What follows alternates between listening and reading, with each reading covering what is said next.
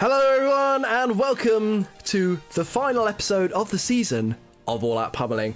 I'm JP, one of the coaches of the Toddington Torricats, and I'm joined by my co-hosts. I'm Joe, coach of the Crewkern Croconaws. And I'm PK, coach of the Luton Town Leafeons. And boys, it's the end of season 5. Woo. End of a long run. Yep. Both sad times and happy times, because it means season 6 soon.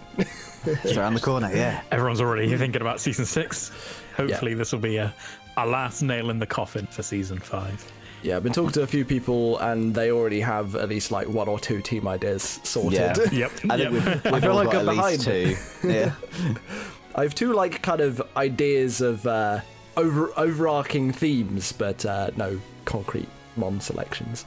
Yeah, I think I'm about the same. I've got like a theme team idea and then other mons that I want to use. So Yeah. Okay. There I could be built 2 two teams, yeah. teams. I built one team that's sort of more original that I'm leaning towards, and one team that's kind of just an archetype that we've had very similar teams already of. So it's like, Okay. I'm still waiting to see/hear what this amazing strat is that you said PK should use against me. oh, I know. I did show you. Oh, did you showed show it? in Oh. our tier 5 Was it the tier 5 exhibition? the big flabby boy? It involved Fury Cutter. Oh, yeah, Metronome Fury yeah. Cutter. Yes. okay, yes. Crosshull Metronome Fury Cutter. Yeah. Oh, which okay. I did That was not get good. to use, unfortunately. Yeah. But, you know. Right. Okay, yeah, that makes so much more sense. Okay. In season 8, it gets a bit spicy because there's a mon that Yeah. I think can use it quite well. Even better, yeah. Yeah. It's probably actually worth mentioning that we did smash a few tier 5s and NFTs into each other to see, like, you know, whether things were like powerful or good or whatever. And there were some surprising ones that you would think would be better, and they were actually pretty bad, and ones that we thought would be trash that were actually really useful. Yeah. Like, I might Frogadier just died every game. yeah, it wasn't great. Dragonair, not requested, but Dragonair's pretty sick. Does it still have a similar moon pool to Dragonite? It's just got a different ability, so when it gets status, its defense gets doubled. It's the same one as Melodic. Oh, isn't that Melodic? Yeah, Yes, yeah. So it's a tier 5 Melodic, essentially. Oh, nice. Yeah. So we have Clawitzer put in some work. Yeah, with that Clawwitzer's really hyper good, launcher, yeah. doesn't it? Yeah. Yeah. Or Mega yeah. Launcher even, yeah. Torracat with a choice scarf U-turn, just free damage as a all day. pivot, yeah. Well, because I know me and you, JP, Onyx have was- talked about a lot yeah. of tier 5s that, you know, or Yes. mostly even at users or NFEs that are like, these are pretty good. Like, Yeah. I found that Onyx was absolute trash because It its was absolute HP, trash. its HP is so low that even with the highest defense stat in the game, it just dies with one hit of anything special.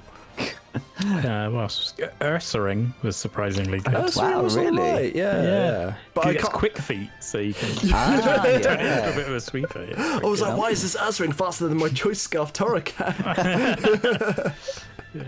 Oh, yeah. No, nice. there's some good stuff in there, but there's also some terrible things down there. Sure. Well, that's the thing. Like, that's what you try to get the most value in tier 5.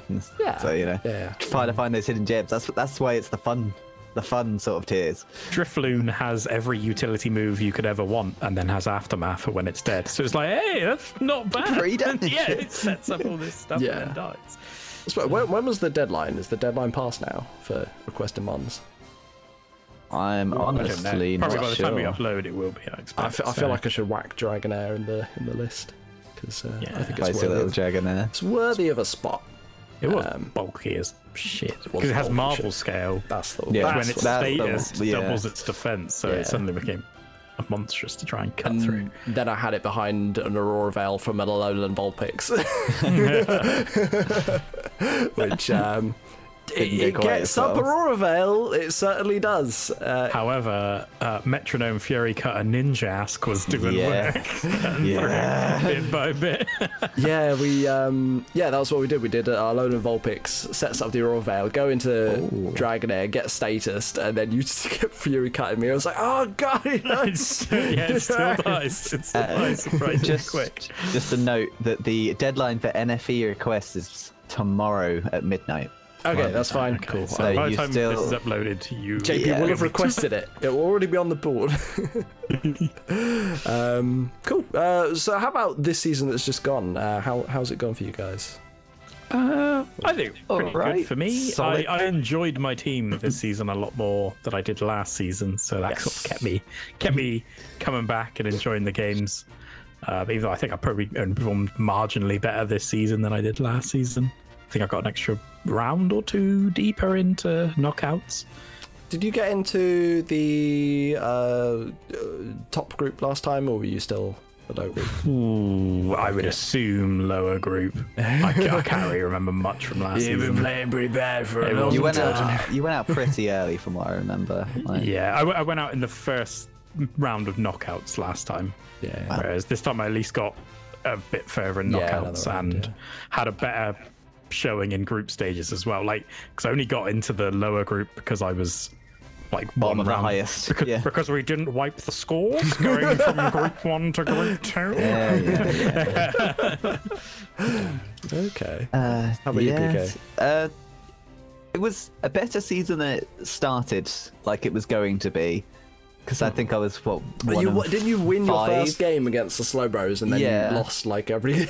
Yeah, I think I was like 1-5 or 2-4 or something in group stage. But then, like, obviously, like my favourite part of the season, the playoffs, like, Yeah. you know, the actual knockout part, that's when we kind of stepped it up a little bit, got some good wins in, but... Oh wait, so from you what I were you the one remember. person May who have been one of voted it. for that in the... For Wasn't what? there... didn't Ray post a pie chart and it said about people's favourite bits, and most of people said the draft, and there was like a very small bit that said the playoffs. My favourite part will always be the draft. Drafting is Ah, like yeah, my Everyone favourite loves the thing. draft. Yeah, Like, that's the kid in the That candy is- store. Yeah, man. Like, simulator right there. Yeah, that it's sets like, up everything. and You know, everyone's there hanging out together as well. Yeah, like, exactly. But obviously, shit talk people in group chat. stage I don't really care about too Yeah. much. I want to win obviously and try to win, but then it's Yeah. like it's not the big part. But yeah, like performance wise I did all right, especially considering my bad start, but the team I was just kind of boring for the most part. The only mons like I really liked were like my lower tier mons, like tier 5 and tier 4, so yeah, the others were just kind of boring. So it was it was a whatever season. Like it wasn't as bad as season 3, but Yeah, enough. because It's all with great. your team, you were sort of down on it from the start, weren't you? Yeah. Just because you didn't get what you wanted well, it's to assemble around. It's you not got. that I didn't get what. Obviously, it was mainly the mega that I didn't get what I Yeah. wanted or was looking at. Which but mega then, did like, you want? I wanted both Beedrill or Bulbasaur, Beedrill or Bulbasaur. Blastoise. The Mega Bulbasaur. Yeah. Instead, you ended up with Mega Venusaur. Yeah, which is a much better mega, but it's just Cost the point. Yeah, It did it cost cost the the point, point, yes. which I meant to rejig, which was fine because I still got, I still had mons on the list that I rejigged for. So it was essentially the team I wanted minus the megas, but the ones that I wanted to try turned out I didn't really like them as much. So Okay. which is just one of these things you find out. Yeah. 'Cause I don't play ladder, I don't play anything like that. So most of the ones that seem interesting to me is either I see other people use or I when researching the tiers or whatever, I find it has this cool thing, yeah. PK, you do play on the ladder. You tank the all-out pummeling plays. I think you'll find I have raised it and then I can tank it, and that's not for this gen. No, we So- raise it together, and then you tank it.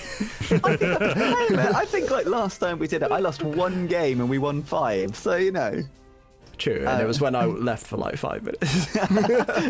yeah. How about you, JP? How's your season been? First season as a duo coach. Yeah, it's been different being duo coach because I've been more in sort of like the teaching role, so trying to teach her to do things not wrong, but then obviously it sort of curved some of my usual ideas where like I've taught her that stuff isn't good, and then when I try and do it, she's like, "No, JP, why are you doing that? Shouldn't we be doing this instead?" I'm like, "Oh, but you don't get it." You don't understand. Man. No, to be fair, sometimes she is like, "Oh, we should do this because it'd be funny," and then I'm just like, "This would be funny, but this isn't the game for it." So there's been that sort of dynamic going on. in terms of performance, I'm happy that we made it into the top group, in the top playoff bracket. Like, that's usually my goal, is to at least get into that and then see how we go from there. So we got that, which is good. But in terms of the matches, I didn't really enjoy many of my matches compared to normal. I mean, you know that some of them were stressful. But I had a lot more fun watching literally everybody else's games than playing my own. It has been a stellar season for matches, I think. Yes. Overall, the top quality. The quality has been season, fantastic. I think this has been the best. Yeah. I think also with my team, I didn't have enough sort of cute things I could relate to, like it wasn't a U team. Yeah, like Galvantula, Hooper and Bound kind of fits the team, but also he's ugly. So I don't know. Yeah. That was. You're a very shallow man. Yeah. Coming from you, Pete. Jesus Christ. Takes one to know one. Oh dear. All right. Well, yeah. No, we've spoken a little bit about our seasons. The plan for today's show, we're going to have a quick look over the grand final, a little bit of post commentary now that the dust has settled, see if there's anything we pick up on, or just to show the wider world the match that was for those who didn't catch the Twitch stream. Anybody has missed it, yes, we will go through it. So we got that. Then we have some cheeky awards to be given out, and name raters. There'll be lots of name rating, and we also have some tier ratings of what we think is done good in this season. Dog. Yes, indeed. Yeah, this is why we stress the importance of having good nicknames, because there are awards at the end. Yes. Cash prize? No. No. I like this one. This one's my favourite. So that's what we've got coming up. Hopefully, should be good. Should we get into our match for today then? Yeah, the grand finale. And for anyone who was not in the know, this is between the Worcester Wartortles, coached by Stupid Sexy Handsome John, versus the Swindon Slowbros, coached by Ray and Dom of Ray and Dom Gaming. Yeah, it was. So this was a best of 3, or lopsided best of 3. If the Slowbros win, they have to win a second time because they came from the lower bracket, whereas Handsome John, he came from the upper bracket, so he needed to win the one time. Yes, indeed. And I think watching it live and streaming it live was a good experience, and I think it was a very exciting match. Yeah. So there was more going on that I thought there was going to be right from turn 2. It got crazy. Straight away we were like, hold up. Let me look something up. Yeah. Your knowledge is like, wait, do I know anything? Do I know what is Pokemon? Yeah. Yeah, I just wasn't expecting it, and there were loads of times throughout the game that I thought it was swinging the other way. It was just really close up to a point where there was no return. Yeah, I think if there were a couple moves different on a couple of mons, then I think it could have easily just completely swung the other way. That's what it boiled down to. We were like, what is this Lucario? Depending on what this Lucario is, it's either won or lost. Yeah. But it did always seem that like they were fighting a losing battle, though. Like for me, it always seemed like they were on the back foot, like throughout the whole game. True. There was the Incineroar put in so much work this game. It almost sort of evened out the whole thing just through sitting and be like, nope, what are you gonna do? Because the way the lopsided best of 3 works is everyone submits their 10 Pokemon with a moveset to the individual adjudicator, which in this case was Joe, and they cannot change their sets from what they're submitted. So very similar to how it's done in VGC and official Nintendo tournaments, where you submit your 6 Pokemon and then you use 4 of them in the game, where you submit 10 and then you pick 6 in this. Something we could do is, the sets haven't actually been revealed for the mons that didn't come along. Ooh. And I could reveal them. If you got here. them, hells yeah, I'd be interested. Yeah, let me just get out on my phone. You carry on with your spiel. Yeah. what else was there? I was going to say, like, well, we could have a quick look at the whilst Joe's going out, we could have a look at the ones that did come, because there are some season favourites on for both these people. We've got Tanner the Raichu, a Dom favourite, as well as Arno the Decidueye, another Dom favourite. Which put in a lot of work getting them to the final. Yes, yes. Arno's put in a good old shift this season. Carry, yeah. He was the carry. He got them. He got the team there on his back. He did. On his wings. And then we've had a Lati, which they've been running defensive Latis this entire season, and it's been it's been it did more work than mine. Let's put it that way throughout the season. But it didn't good. Like Latias gets some cool moves. I'm sad there wasn't a few more like Draco Meteors, Reflect type here and there. Yeah, and a Specs Draco. Like, yeah. I was recently watching PokeMD doing Diamond and Pearl the movie OU, or Diamond and Pearl OU the movie, where basically he just plays for 2 hours like in sets versus this other guy using random Diamond and Pearl teams, and Latias is like in most of them. And wasn't really Diamond and Pearl the Weather War generation? Is that what that was? Where I think so. Rain and sun were permanent, or like the weather was permanent. Yes, yeah. But I think Rain was always just a little bit better. Yeah, because that's generally like Rain is always like the best one for the most part. Okay, I have all of the sets. Nice. Okay. Yeah. Before we go into the rest of them, can you just tell me what the Lucario set is? So, that'll be from this document, because the Lucario set is.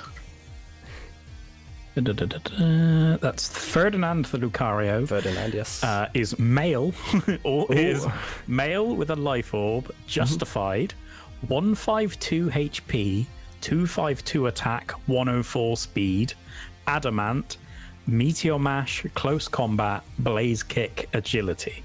Okay, because I know there was times during the stream where I was like, if this is special, then that's gonna be super wacky. Also, is it going to have the elemental punches it needs, like Fire Punch to take on the Scizor, Thunder Punch to take on the Starmie, Psychic to take on the Infernape, things like that? Yeah, I think it comes up clutch that because it doesn't have the coverage to deal with Starmie, that's sort of where things start to fall apart for this game. Yes. I feel like it was for the team for this game particularly, like it needed too many coverage moves. It needed like an extra move slot to really work, which might actually be the problem with Lucario in general. Like it's got too many moves that choosing your coverage is quite difficult. For sure. But yeah, what about the ones that didn't come then? So we're going to go through the. Okay, so if we have maybe the items. So if we start, we'll carry on with the Slowbros. Yep. So what have we got here? Tanner came along. Yep. Tiffany came along. Yep. Arno came along. Tenori Tiger came along. Ferdinand came along, and Pumpkin Spice came along. Yep. So Charles Gray, the Slacking, did not come along. It was male.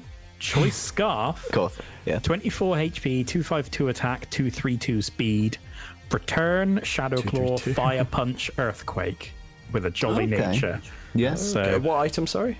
Choice Scarf. Choice Scarf. Okay. Yeah. So we think that's got outspeed. Well, how speedy is it anyway? Is it 100 base speed? 100 base. 232. That's a speedy boy. It's got a outspeed, maybe like a Dragon Dance, something like. You think? Yeah, that's going to be. It's probably for the Haxorus that they've speed. Yeah, that adds up. I think. Yeah. Because Haxorus is what 97 base speed. Yes. So having slightly less investment means that'll still outspeed a Dragon Danced Haxorus. Yes. Yeah. Next we have the Kecleon Kung Lung, who is Assault Vest Protean, 248 HP, 252 attack, 8 special defense, Adamant, Knockoff, Shadow Sneak, Fire Punch, and Foul Play.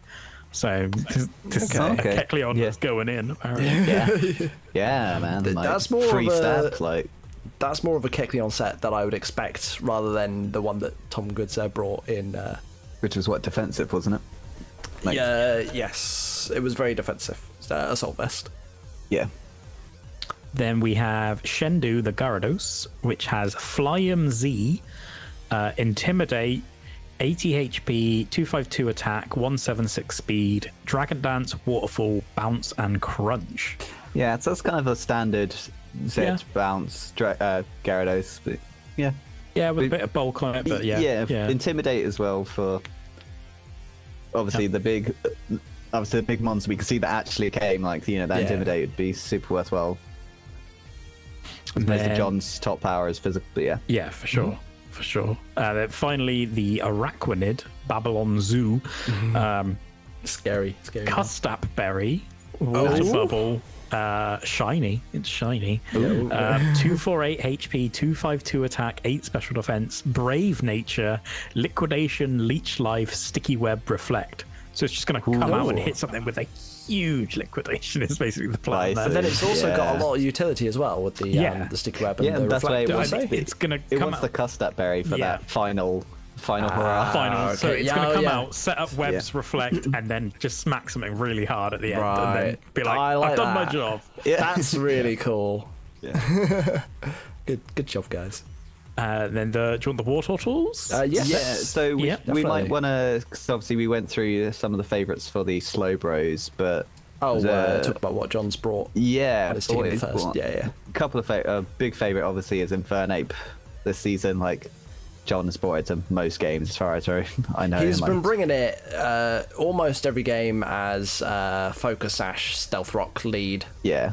And it just comes out, they're like, I can kill this monkey, look, it's skin and bone. And then, he sets up rocks, switches out, comes in later, hits up with a flare blitz. It's like, or like a low punch. Does its job. Definitely. Starmie has been having a good showing this year in Tier 2. Yeah, it's been doing as a Tier 2. Great pick. Great pick. Definitely. And then again, we have the Haxorus, which I think got him to the final. Like, like the Arno for the Slowbros, it was a Haxorus that really won him that. A great Tier 3 as well. Got him to the grand final, I must add. Obviously, he won the final of the top bracket, but yes. The low bracket, Haxorus is an interesting mon because it has such a massive attack stat, but because it's slower than most of the things it's usually going to be fighting because it's got the 97 speed. Yeah, I was going to say, it just doesn't hit. Yeah, so you kind of have to get the Dragon Darts off, and its defenses are kind of poop. So whereas Salamence is slightly faster, but does die to ice moves, if they don't have have an ice move, it's generally going to live a hit and then be able to hit back, whereas Haxorus can just go down in one. Especially because the Salamence could also be running Intimidate, like if it... Yes, and Haxorus can get outsped by Choice Scarce users that are 100 base speed. Yeah, where like Haxorus, obviously he has its use because it's Mold Breaker, which is going to be incredibly useful. That's why you pick it in draft for the Rotums. Yeah, fuck the Rotums. Yeah, just whack on an Earthquake is like, fuck your Rotom. I hate them so. Hope you don't get Choice Scarf Will-O-Wisp. Yeah, they all get that. The rest, like Persian, has just been doing its utility thing in most of the games. A little bit different in this one. And Mimikyu, John's not really opted for I've not seen it a lot. He's not gone the standard route of, weaken things with everything else and then come out and then just click Sword Stance and Shadow Sneak everything to death. He's been sort of bringing it in and just using it as an attacking mon at different points. Or like a get out of jail free card. I've just seen something interesting. Oh, interesting, Joe. I'll have to keep an eye on during the match. Okay. Yeah. Okay. Because I don't know, this Monkey King set that is listed here does not seem to be the Monkey King set that was in the game. I can't remember. I don't know. Is it a female Monkey King? It doesn't have the gender listed here. Okay. Oh, okay. I think you can do it as we'll see. Yeah, but as for the mons that didn't come, rest, ones that didn't come, so the Among Us did not come along. Magic Mike, who is Black Sludge Regenerator, 252 HP, 176 defense, 80 special defense, relaxed with Sludge Bomb, Giga Drain, Stomping Tantrum, and Spore. Fairly standard set. Standardish. Kind of offensive though. Yeah, I think he's Among Us mostly had- offensive the whole season, I think. Like, yeah, Among Us is an offensive mon, like in its moves, but just its design and stats are defensive. Like, obviously when I had it was my kill leader, if I remember correctly. Yeah, Like, yeah. Among Us is a Doesn't it normally very like sub solid leech mon. seed toxic and all that jazz? It doesn't usually get leech sub. seed. It doesn't get leech seed. No. So yeah, Oh, well, that'd be why. yeah. It just hits big sludge bombs and Yeah, Giga Drains. it's big stab sludge bombs, and it's like, okay, well then I'm gonna regenerate Yeah. out. And you don't want to toxic them because you want to spore people because you have spores. So it's you want to spore them and then just hit them hard. You can tell this man's drafted one of them before. Next up, we have the Quagsire Thanks-a-Lotl, who is Leftovers, Unaware, Shiny, 252 HP, 252 Defense, 4 Special Defense, Earthquake, Scald, Toxic, and Recover. So again, pretty standard. I would say a pretty standard. Yeah. You mean a sensible set being brought to the grand final? Who'd have What thought? is this? Then we have The Rock, which is Carbink, who has Leftovers, Sturdy, 252 HP, 252 Defense, 4 Special Defense, Impish Nature, 0 Attack IVs. And then it is Stealth Rock, Toxic, Magic Coat, and Protect. Magic Coat, that's kind of interesting. Nice. Magic coat and protect. That's very interesting. Yeah. Next, the Vicavolt. Harry has a Rocky Helmet. It is Levitate. It's 248 HP, 200 Defense, 60 Special Defense. Yeah. 0 Attack, Volt Switch, Bug Buzz, Energy Ball, and Roost. So a bulky roosting Vicavolt is pretty interesting. I guess, isn't it space special, like stupid, like 145 or something? 145, I think. Yeah, so like maybe it's- you can get away with running that fully defensive like EV thread. Like, yeah, especially if he wants it as a slow Volt Switcher. yeah. Then take a big hit, Volt Switch out, hitting them back hard, and then get out of there. So yeah, pretty interesting. Well then, now that we've had a little look at the teams, shall we hop into the mayhem that occurred? Yes, And, indeed. And I'm going to be keeping an eagle eye on this. on this monkey. Infinite. Yeah. But Joe doesn't even hit the field. Right, okay, ready? You go in 3. Oh, it's bang. PK's. PK's sorting himself out. You ready? Himself up. You ready? Yes, sorry, I had accidentally. What I was matter. drinking. Go. Yeah, Yeah, no, right. don't matter. Okay. Just don't matter. 3, 2, 1, go. Okay, because we're about to get silly right from the get-go. Yeah. Here we we got go. Sorry John into Tiffany. Goes for the Mega Evolution straight away, so committing to that death by bullet punch if it happens. Fake out just for damage and seeing what he's going to do. And here we have Here we parting go. shot into Magic Bounce. And already my head hurts. So it drops the stats of the user of the parting shot, but switches out the Pokemon with the Magic Bounce. Yeah. What the fuck? So he's got off a knockoff on that Assault Vest there, which is useful. But this thing is now pretty weak and has lost half its health. So Yeah. But this, I think, was used as a strategy to keep Stealth Rocks off the field. yeah, That's that my was understanding. what John said. And it just seems to be, annoying little, like, you can't do anything against it because it's Yeah. fast enough and just Okay. forces a game loop. We have a monkey on the Okay. field. It has taken a crit Flare Blitz for its trouble of entering the field. Okay, I know. I think you it's say. fine. I think it is fine. Yeah. I It's seem a to big remember. use, I remembered it going to 1 HP for some reason. Oh, what, and via the living- Focus Sash? Via Focus Sash. which That's it doesn't have. happened in I think that was other the games. previous game. Yeah. Yeah. I think it's So twice. you get away with it this time, John. I'm on to you. And here we go. We've got this again. So Again, I'm thinking yeah. another parting shot coming out here. Yep. This whole routine coming out here. Yeah. So it gets off another little fake out, chipping away, just chipping away. Chipping away. Yeah. Yeah, and the boys are having to switch between Diancie and Infernape. So. But I mean, for the boys, this isn't actually that bad because he could just keep, firing out some Moonblasts and getting free damage off on things. Yeah. Bullet Punch getting soaked up by Tenori Tiger. Yeah. And And- it just seems to be the switch in for the. Oh, Three there flare it goes bits, down. yeah. Yeah. So now freed finally from the deadlock that was the parting shot trap. shot, yeah. And Dragon John's like, Dance, right, yeah. well, let's kick things off there.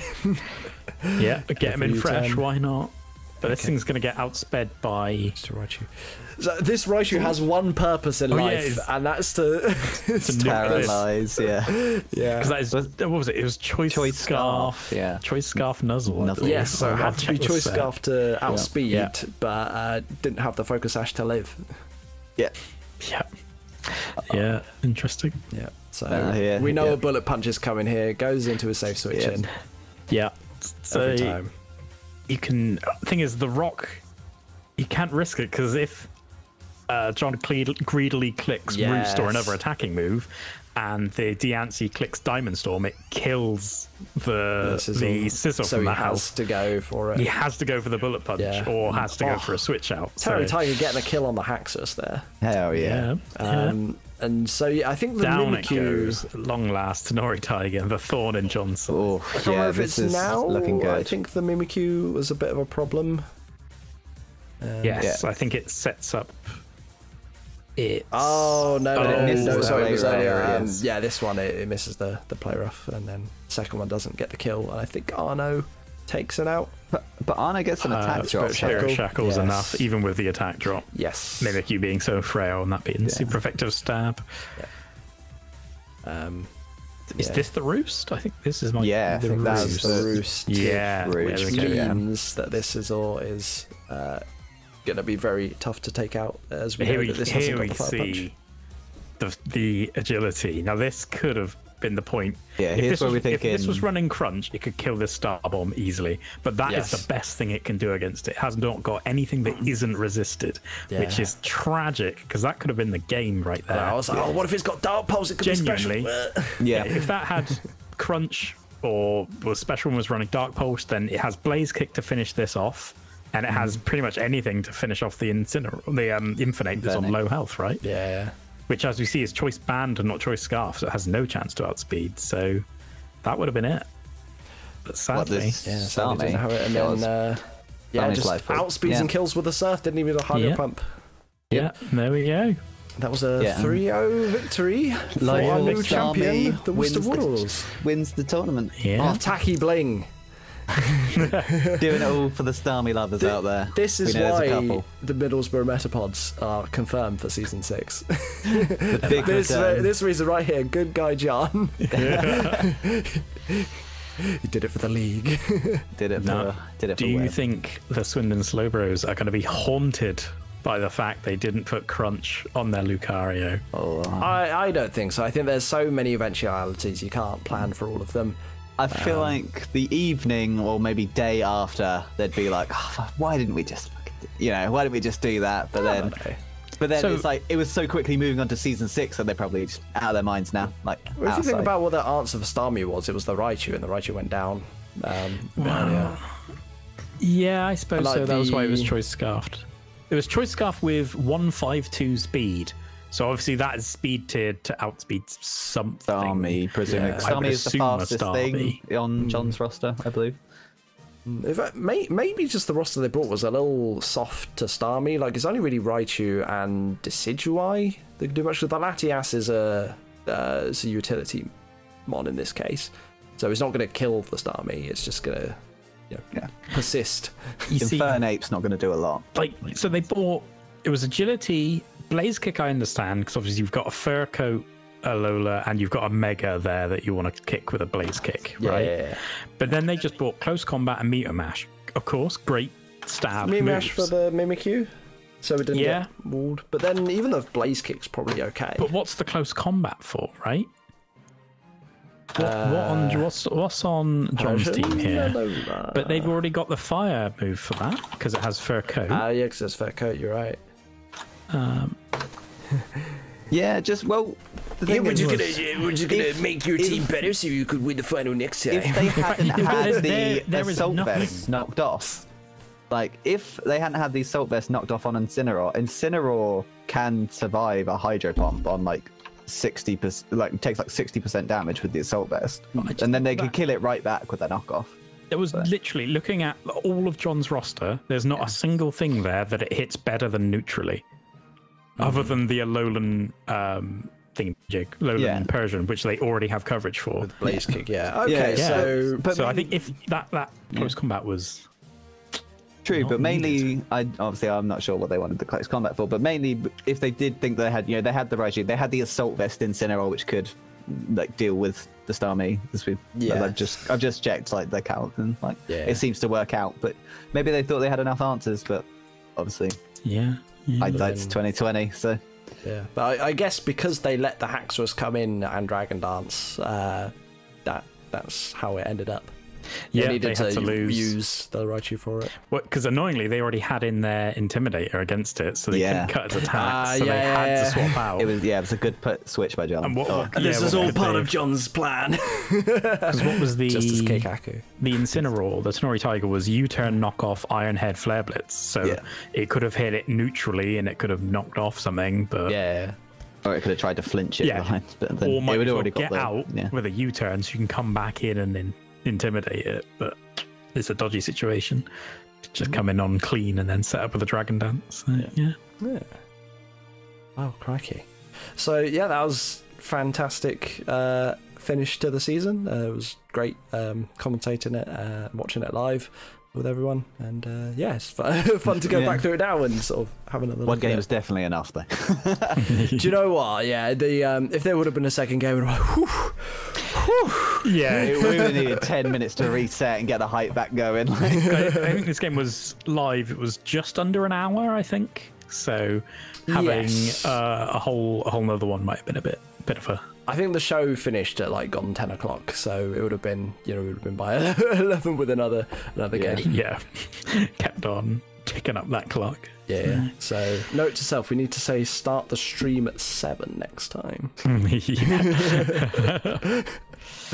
Hey man, we might be competing. Not you never know. Yeah.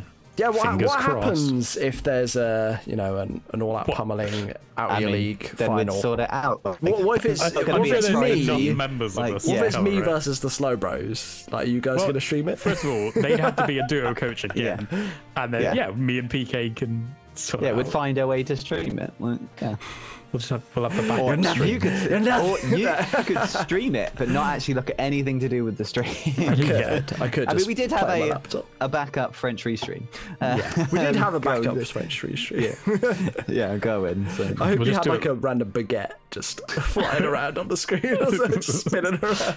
I had it doing, the old the DVD thing where it bounces around. So I had a baguette doing this. I had to try and get it right in the corner. Yeah. Did you get a thing? Did anyone watch it? No, I didn't go live. You didn't go live? No, I didn't go live until yours failed. That was the plan. The plot. Yeah, that makes sense. Okay. Well, cool. Yeah. So once again, congrats to John. Fantastic season, and good luck for season 6. Can you be the first champion to not suck balls in the second season? Hang on, hold up. Hey, wait a minute. My season 2, I won. Season 3, I was undefeated for most of it and got really far into knockouts. And you ended up statistically the best. Yeah, I didn't do shit. You can't say I did shit. Unlike every other champion season. Yeah, you're wrong. I can say it. I might be wrong, but I can say it. No, true. No, you did have a good run in season. I very much enjoyed watching your season 3. That whole season made me laugh for you. It'll be interesting to see how he gets on for next season. Yeah, because we're also going to have the likes of it'll be Seb's second season, so he's going to be a hot contender to look out for. Maybe PK will draft a good team. Maybe I'll draft a good team. I've never drafted a good team, but I just play bad. That's the thing. The team is solid. The team is good. That is actually true, isn't it? Yeah. We just need a new coach for the Luton Town Leafeons. Maybe I need to actually do practice games instead of just winging it. Yeah, we just need to play more Pokemon, and not in necessarily general. like practice games, because I think there's pluses and minuses for either. Like I've definitely lost other people games by playing against them. Like I've definitely I think Rob and Wev, because I was like, yeah, you should do this, and then like other things I remember happened this in the game. season when we were practicing for my match against Alana, and every game I just killed Mega Gardevoir like with one hit, and I was like, oh, it's not an issue, it's just dead, it's just dead. Easily kill it. And then in the actual game it wrecked me, and it was like, I think there's at least 3 games I've helped prep for with a Mega Gardevoir, and my Mega Gardevoir has gone down instantly, and then their ones have just killed the other player. Well, I think those games are good for pointing out obvious. Yes, flaws. it's like, be careful of this mon because it can do this thing. And it's like, shit. You got the wrong ability on. Like, that was never your fault. That was my fault for assuming I was already prepped enough, based on a very small pool of, like, 2 or 3 games where I was like, it's fine. But it's never the person who's helping you's fault. It's always the player's fault. That's true. Yeah, it's how much time you want to spend on it. Exactly. Remember in your game versus Seb, when you rocked up to the team preview, and it's like, you just pop back in the season, I'm sorry, but he's got a Rhyperior and an Oricorio. Didn't prep for that shit. To be fair, I probably should have thought the Rhyperior, because looking back on it, it actually is a very solid pick against your team. Solid rock. And with the Assault Vest, I was in Camp. So that is game stuff. We are done, finito for season 5. Sending that off. But now we got some fun stuff to talk about. Oh yeah, we got some awardy boys. So what did we say we were going to do next? We're going to do the cheese strats, I think. That's it. It's JP's cheese strat of the season. Oh, it's been a while. We've extended it. Yep. I've been waiting to do some cheese strats, and let's get into it. So all in all, it's been a fairly sensible season. Yeah, this is what I was finding. Too many bonkers stuff. I was a little upset, actually, because I went back and I watched every single game. Granted, a lot of them on fastest, but I did go back and rewatch every game and try and pick out anything that was like particularly cheesy. And there was definitely some, but not as much as I would have liked. I promised a lot with a Licky Licky, and it is there. It's just I didn't bring it. The Licky Licky was super hyped. It's got so much tech, though. So much tech, and it didn't quite come off. It just didn't fit the team that I wanted to bring. So you need to draft a team around Licky Licky next season. I do need to draft him. I want Licky Licky, Crustle, Linoon. Like, just build my team around. Yes. But the setup sweeper meta is over. You can't just draft. I'm living in the past, sweepers. damn it.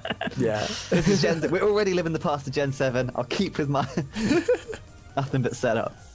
Nothing but setup. That's the only meta I'm gonna play. No nothing. Just everything's a setup mod. Keep doing it, and eventually something will stick. But who had that in? Oh, Everyone's had that. Someone had a full team of it. Was it Wev the season that he dropped out? What, hyper offense? His entire team had either nasty plot or sword stats and could just kill you at a moment's notice. Was that the one we had Mega Glade? Love it. It's actually maybe a very good one. Yeah, I think it is. I didn't like it though when I used it briefly in one of the off-season tournaments. Yeah, man, it's good, and in Draft League in the wider world, it's very, very good. Okay, so we'll start off with a few honourable mentions because there wasn't that many. I'm pretty much going to list all the cheese that happened, but the main 5 are ranked and they'll come up on. So honourable mentions, we've got going to the Perish Song set brought on the Primarina, the Big Honk, in round 4 versus Joe. Where it was purely there to stop Joe from sitting there setting up with the likes of Reuniclus, I think. It scared the pants out of me because I thought it was going to have Whirlpool to properly trap me, and I was like, oh no.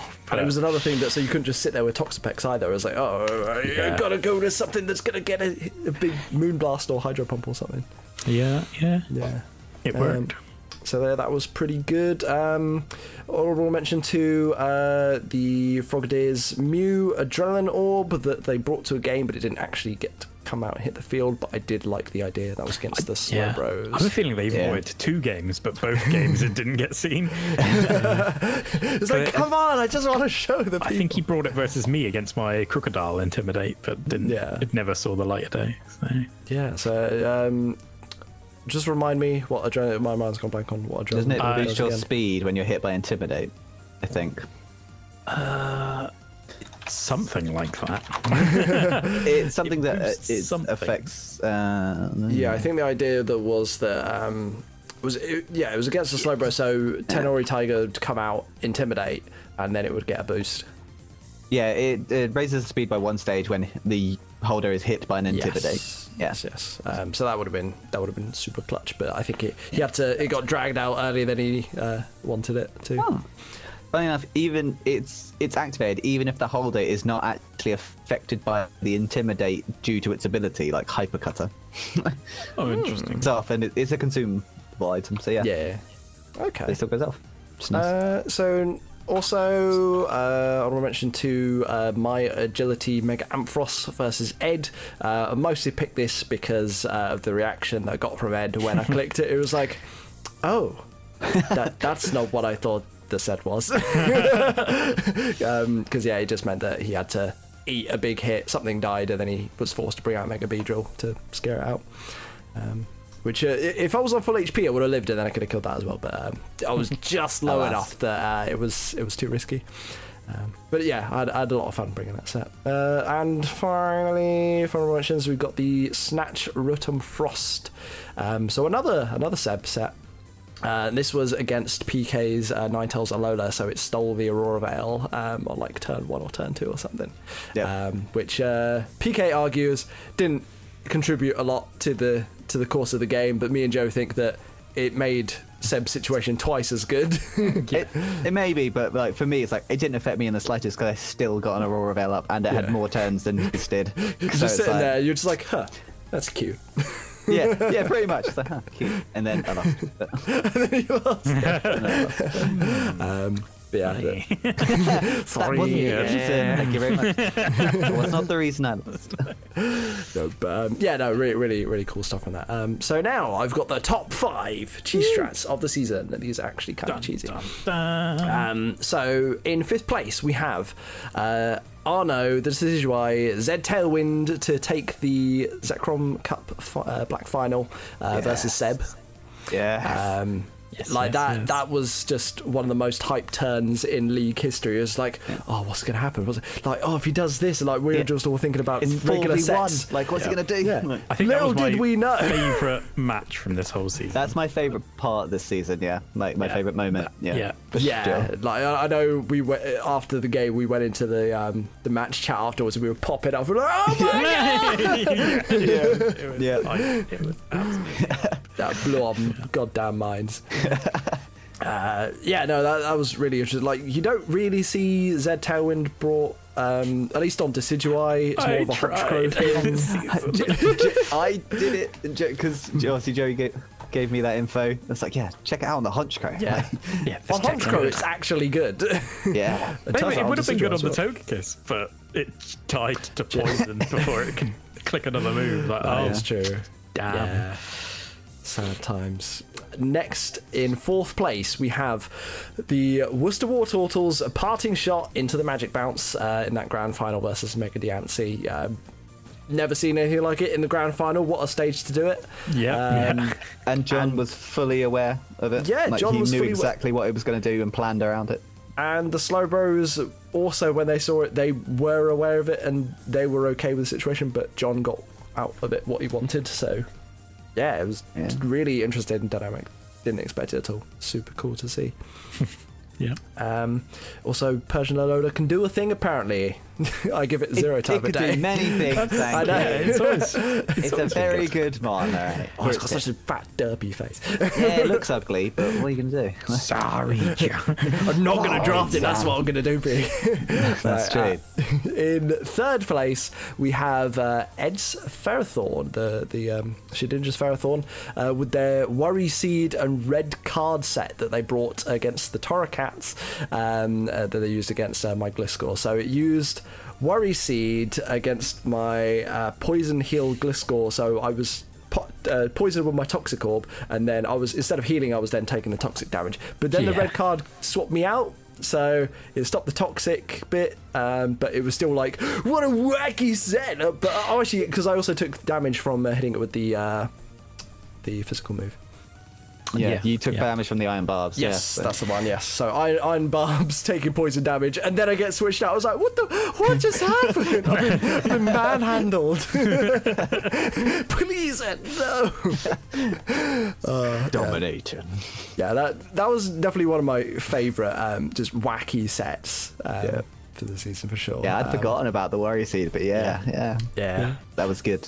That was good. The second one, I couldn't give it the win because I would get called it's a fix. But I still thought it was just a really cool use of the Pokemon, and it nearly led into a sweep. It's just I'm bad at the game. And this is for the Tonnins and Torracats. Go-Goat using grassy terrain, switching into Hooper Unbound with a grassy seed to give it a defense boost and let it set up. I did really like this one.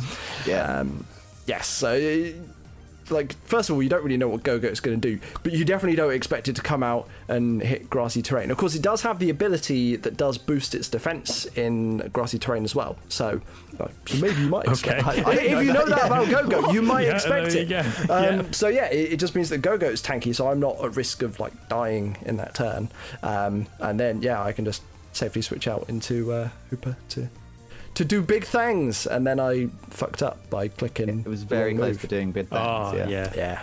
Although Seb did have counter strategies for it, but I just hacked him as well. So I gotta do it again next time. The pressure's on, right? But our number one cheese strats of season 5 goes to that man there. It's the Crewkern Croconaws myself. Infestation Toxapex versus the Bristol City Bewares. Infestation. Yes. So you might remember best move in the game. You might remember in that game, Joe was sort of on the back foot a little bit. Mark was playing that game super well, getting Joe into all sorts of sticky situations, and Joe was looking like he might lose that, but he brought out the Toxapex, and it single-handedly got him back into the game with just infestation, slowly killing things, meaning that he could swap into other things. Yes. Infestation. Yes. And while infestation is a move that Toxapexes have been known to run, typically it's more toxic, protect, or baneful bunker, scald and haze, and recover or haze. So only this man would draft it. Just for infestation. God, just don't give this guy Gujo, whatever you do. So they were the cheese strats for season 5. They were the only cheese strats of season 5, which I was very upset about. But although if you think there was a strat that I missed, then please do let me know in the comments. I would love to see them, so I can steal them for season 6. Yes. Were you aware of the Dive Cats strategy from a couple seasons ago that has now been banned because they changed the way they changed the mechanics of how you tried to do it before with your what's the move that calls moves from the rest of your party? Meowstick. You were Meowstick, yeah. So you use Meowstick and Lipard to use I can't remember what the assist is it? Yes, assist or assist They come out and they use assist, and you make it so the rest of your team has only like 1 or 2 moves that can be called by the assist. Yeah, so it's usually lower priority moves or moves that don't interact with the opponent directly, I think. So things like circle throw, dragon tail, whirlwind, all those moves that switch the opponent out, they can be targeted. So it's something like you call dive or fly or a move that has a semi-invulnerable turn. Yeah. And then how did it do it? So that you got it so that you always dive first. Mm-hmm. So you dive and then can't be hit. You prankster the assist. Yes, you prankster and that the assist. makes you go first. Yeah. And sorry, I just remember. Sorry, I said it wrong. I said that it does call that. Actually, it purposefully doesn't call those moves like the circle throw stuff. So it only would target the dive. Yeah. So you prankster with the assist to go first. Which calls the dive that lets you dive to be invulnerable, and then on the second turn you are minimum speed like Iron Ball, so you always go second, so you're then invulnerable for the first hit and then you crack them. So you are invulnerable and you just keep clicking assist and you're just constantly invulnerable and diving. Amazing. Yeah, and they had to ban it because they now assist can't call semi-invulnerable moves. So it can't call dive, it can't call fly. It can't call bounce, all that jazz. And it was the dive cats. So close. I was so close. I missed it. Yeah. I was like, wow, Jakey tried to do this. He was nearly onto it. He nearly discovered the bullshit from a few seasons back. God damn, then I put metronome echoed voice on a Sylveon. And lost to a Cresselia. Why did I try to do against a Cresselia? Of all the things. Oh, God. Assist can't recall. Oh, yeah, it just changed in season 6 and 7. They were like, Generation 6 and 7. I was going to say. Season 7, what? Yeah. That hasn't happened yet. Amazing. That's so cool. Yeah, it's such a silly story. Tell you, man, Meowstick. Don't sleep on the cats. There was also there's the famous Fun Bro, which has now been banned as well. That used to force endless games. Did you know that the Kingswood Kabutops are terrible people, and they were actually looking at that strat for next season? Well, I posted it because I was looking through, and I posted it as a joke, being like, "This is the worst thing I've ever heard." Yeah. So you run a Slowbro, which is running Heal Pulse, Recycle, Slack Off, and what was the last bit? Oh, and block. That was it. Stops them switching out. And then you make it hold a leper berry, which restores your PP. So you just use your leper berry, recycle it to keep your PP always high enough. And then what you do is you stall out your opponent's PP to 0. And then while they struggle at you, you heal pulse them so they can't die. And it forces a never-ending game. And they banned that in OU because there's now especially a clause that you cannot force never-ending game states. Yes. I remember Ray mentioned this like ages and ages ago, but I didn't actually know what the set was. I think he intentionally didn't tell us what it was, so try and use it. Yeah, it's so I love the idea. It's just like, I can understand PP stalling them out, but then it's when you heal pulse them so they can't even die. Let me die. Oh, you must live in eternal suffering. Oh, yeah. So if the the Kingswood Kabutops challenge you to a custom game, not a OU game, with deny it. Bro. Yes, deny it and move away because that might be what's trying to happen. Fucking Prometheus stealing fire from the gods here and being punished with eternal suffering. Oh God. What a guy. Amazing. Yeah, so that was the cheese strats section of the season. Hope you enjoyed that. And now we have the best part of every end of the season, and that is the name rater. Pow. Oh, Big baby. old name rater section. So we do have some name rater awards that we'll be dishing out for the best nicknames according to our panel of 3 judges. You might know who they are. But before we get to those... exactly. You might know you might know who the 3 fates are. Yes. They will be revealed at a later date. Independent adjudicators. Exactly. No, that's too much of a clue. Right, but before we get into those, we have some unfinished business. Now, I've been given some work to do. I've gone through and I've looked up the names of our 2 remaining coaches, and it's a tale of complete opposites. One of them nicknamed 4 Pokemon. The other one nicknamed most of them, but gave them like 5 names. Right. So Okay. I'm pretty much just going to list all the nicknames. So we're going to start off with the Chippenham Town Charmeleons, coached by Chris M. And the only Pokemon that were nicknamed, we have the Hawlucha, the Suicune, the Steelix, and the Electrode.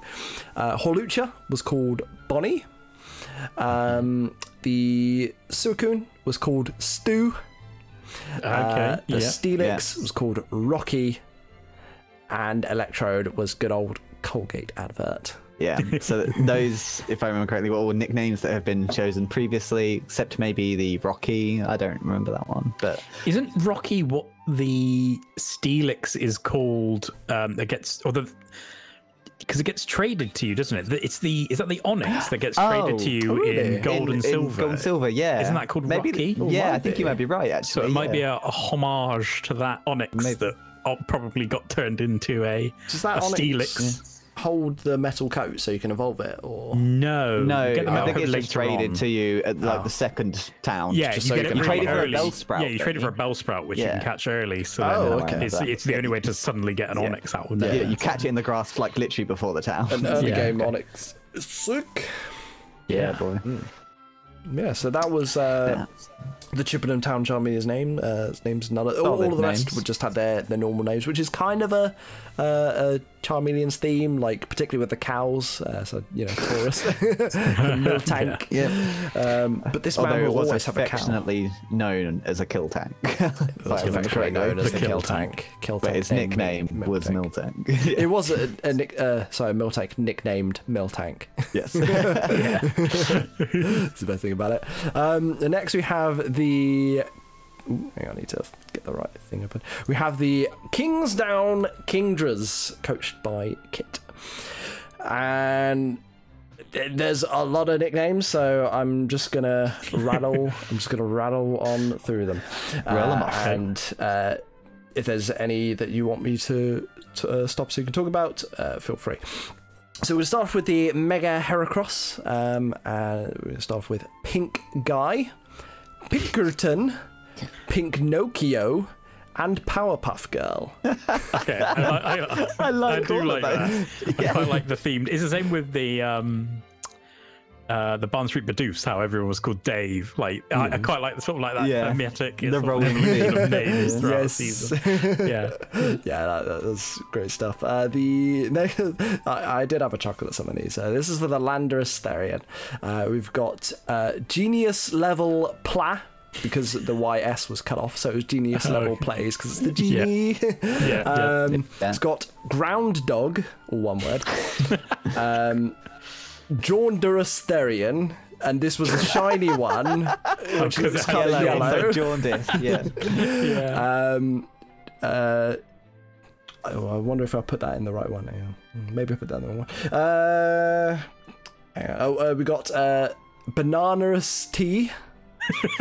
the shiny again, one, shiny, yellow, and you ain't nothing like a...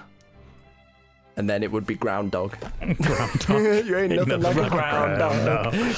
Excellent. Yes. There are more nicknames on here, but I'm not sure if I put them in the wrong thing. I think I might have done, because I'm pretty sure one of them definitely needs to be for a different Pokemon. Right, so next one I've got is the Heatran. First name we've got Warm Boy. He's a warm boy. Boy. Prince Adam. Is that the genital piercing? Is that a Prince Adam? That's a Prince Albert. Oh, that's Prince Albert. Prince Albert. Okay. Don't know then. Yeah. Prince Adam is He-Man. Okay. Okay. Yeah. He-Man for a Heatran. Oh, Heatran. Heatran. Yeah. Oh, I'm glad it wasn't just me that time. All right. The next name, it was great in the situation that occurred in the match. So it's called Thanks for the Heat Wave. So thanks for the heat wave, and it came out versus a Zapdos. The UC wave. Yeah. I'm not sure if I actually used heat wave in the game, but Zapdos usually runs heat wave. Yeah. I mean, maybe it's a mind game, flash fire. Like, in my head canon it did. Yeah. Then we had Meltagross. Meltagross. Melted Metagross. Charboy's GF. So whoever Charboy's girlfriend is. Oh, okay. I think that was versus John, so it was a bunch of inside jokes for that. Oh, okay. Yeah. So that would have been someone they know. And then the last one was Noi, Noi, which apparently is a Weeb alert. There's a few of these names that crop up, so I'll explain it when I've done the rest of them. We'll come back to that. The next name or mon on the list is Celebi, which we have Spring Onion. Sprig Onion. Spring Onion. Yeah. Forest 7-Up. And Forest 7-Up. That was a shiny one, which is like purple, I think. Nice. Oh, okay. Then Charlotte. Nice. And Nikaido, which is another Weebillet. Another Weebillet? Okay. Okay. Then we have, next on this is Whimsicott. We had Whimsical Cotton Sea. Q-Tip. Yeah, Q-Tip's a good one. Hestu. How do you spell it, man? Hestu. If you want to give it a Google. That's Legend of Zelda Breath of the Wild. Oh, really? Oh, no, now you have to explain. Yes. I'm intrigued. So, Hestu is a large Korok, the most celebrated musician of Korok Forest. Oh! So says he, who is fond of saying, Shalaka la la. Shalaka. Okay. He can be paid in Korok seeds to expand your inventory slots. Maybe it's all about weapons seeds, and stuff. I guess. Yeah. It's a green forest thing that's, that like seeds. Yeah. Okay. Yeah. Oh, so okay, that's better then. Stick dinner. Stick dinner. But why? I love it. Spring Stick dinner. This is why we needed him to tell us. Yeah. These are good names. Yeah, these are great. Yeah. Why don't we get these earlier in the season? Yeah. I don't know. Could have been contenders. Do you know what? It's probably because in like the first game where it was me versus Kit, Pico was like, God, I just hate his nicknames. Oh. Yeah, I did. We've also got the Whimsicilla. And Ebizu, which is another Weebillet. Yes. Yeah. Then it's a very nice restaurant. I go to it is. Yeah, it is. Yes, Ebizu. It's also part of the first name of the best character in Mystical Ninja starring Goemon, Ibizumaru. Hells yeah.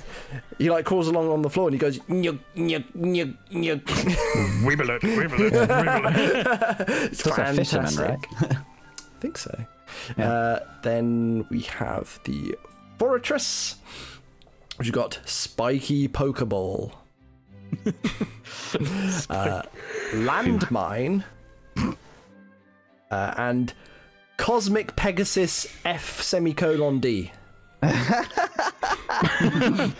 might have lost me on that one. But, it's like it's Cosmic Pegasus, and then why has it got the is it F and then smiley face? F:(D) is an attack type Beyblade that appears in the anime and manga series Beyblade Metal Fury. Oh, I see. Oh my god, it's another Weebillet. It's a Weebillet. God, this guy's more of a weeb than we are. I never watched the Metal Saga stuff. Like that's when I was, God, yeah, now I feel like a filthy Beyblade casual with it. I mean, you are a filthy casual. You've still not watched Kaguya-sama yet. Drasil. No, I've watched all the first season. I haven't watched the second season, but it's on hiatus at the moment anyway. It's not. Is it not? No, it's one of the few seasons that isn't. It's one of the only things that isn't on. That's why it's so big and like so many anime memes about it. I can't marathon it. Not finished yet. So there you go. Lockdown's not too bad. You can watch Beyblade. Yeah. I mean, I have been We could going back play- and watching some Yu-Gi-Oh! Zexal. Like that. It's the only Yu-Gi-Oh! Show that I've missed. So yeah, it's good times, you know. I mean, we could do Why I one can't up. sleep. We could do one up from Watch Anime. We could play Beyblade with actual Oh. spinning tops. I really like the GBA games. I never played it IRL, but I like the GBA games. I had that are quite a about few IRL. We had, really? real ones. We had knockoff ones. We had all sorts. Oh, we should do like a betting stream where we just like pit Beyblades against each other and bet on which one's going to win. That's the thing. In middle school, like when the kids was playing like Beyblades in the playground, I'd be one of those football team dickheads who just go kick them across the playground. So Wow. There you were a definitely dickhead. them. Yeah. yeah, I was one of those cunts. So yeah, I think they were unfortunately. banned at our school. Was it because people were trying to launch them across the playground and corridors? No, we were just assholes, and then it was just one of those like stereotypical jock things. Oh no, I meant more why they were banned. I think they were Because banned people were launching because them at people. they were high-powered, Velocity. high-velocity spinning spiky things. Yeah. that- And they did hurt if you touched them, especially the Yeah. ones that had metal in them, like Drasil. Yeah. And sometimes they had Oh, plastic burning bits that would Cerberus. fling off and fly in someone's arm Yeah, at high speeds. definitely had some that broke. So, Crikey. yeah. Yeah, and then the only names for Fortress. Then we got the Barbarical, where we had Tentacle Porn. I think that was the one who I was like, I hate it. Yeah, I think so. Then we got Zaphod Barnaclebro, or Barnacle Bro, sorry. Yeah. Zaphod Barnacle Bro. I thought, but I mean, Barnacle Bro. I don't know. It means nothing to me, but Nope. How are you spelling Zaphod? without the C-A-P-H-O-D. explanations of an official name rater submission, I'm afraid. This is- Zaphod. Okay, so that's why I told him the only person I can find with that is a character from The Hitchhiker's Guide to the Galaxy who has 2 heads. I mean, does Barbarical? Well, no, it doesn't have 2 heads. Yeah, It's got 3 I heads, guess- isn't it? Right, Right, all of its limbs are heads. they all head. Okay, They all so I guess heads, that yeah. works then. Yeah. I Because have- they're meant to be individual the Prevolution, I have linked the except for picture the head, which is 3 of them. Like in a Dogtrio. our Discord Yeah. call chat, so you can see where he's going with this. If that is yeah, what that is. that you makes know. sense. That makes sense. I think there was one more for this one, but I may have put in the wrong thing, and this was John's fetish. Oh, okay. I mean, that was probably a reference to the previous tentacle porn and the fact that John is an absolute. Deviant. That could have also been in the Landers T, because that's where I wrote it down. So that might also No, be for I'm Landers pretty T. certain it was a bar. I'm pretty sure it's deviant. Yeah. I'm pretty certain it was the barbarical. And yeah, then we had Kaiman. Was the last name? That was the other Weeb alert there. Another Weeb alert? Yes, and there's 2 more Weeb alerts. And I put these for Landorus as well, but I'm sure there must have been different ones.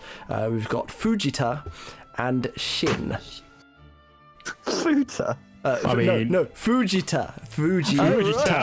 Not Futa. Oh, Jesus. We're back on John's fetish again. Yeah. Yep. So after a brief bit of research, this is all from an anime called Dorohedoro. Noi be some kind of someone else. Yeah, it's apparently a very highly rated anime. According to analyst.co.anime, it's the 5th highest rated anime of season in 2020. And the He's giving off- 221st highest Giving off of all Zarya time. vibes right here from Overwatch. Yeah. We had a quick look at it. We don't like it because it's CG, but maybe Yeah. it's good. Look, It was on Ruby's the CG, that's list good. when You the gotta get over your season rolls CG around. bias. I know. It was on the list when it future. rolls around, and I'm just like, I just didn't get around to watch it. It's like, it got cut. It got cut from the watch Yeah. list. So I just feel like Ruby's the only CG anime that I care to watch. never watched it. See, the problem is because it's a much cheaper form of animation.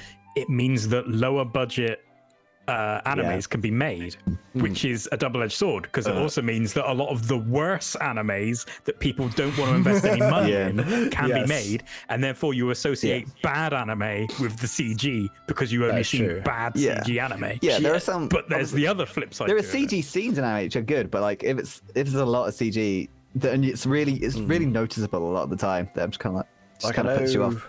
Gundam Unicorn, I think a lot of that's in CG, like when the Gundam's actually there, and that's one of the most popular Gundam series. JoJo uses quite a lot as well.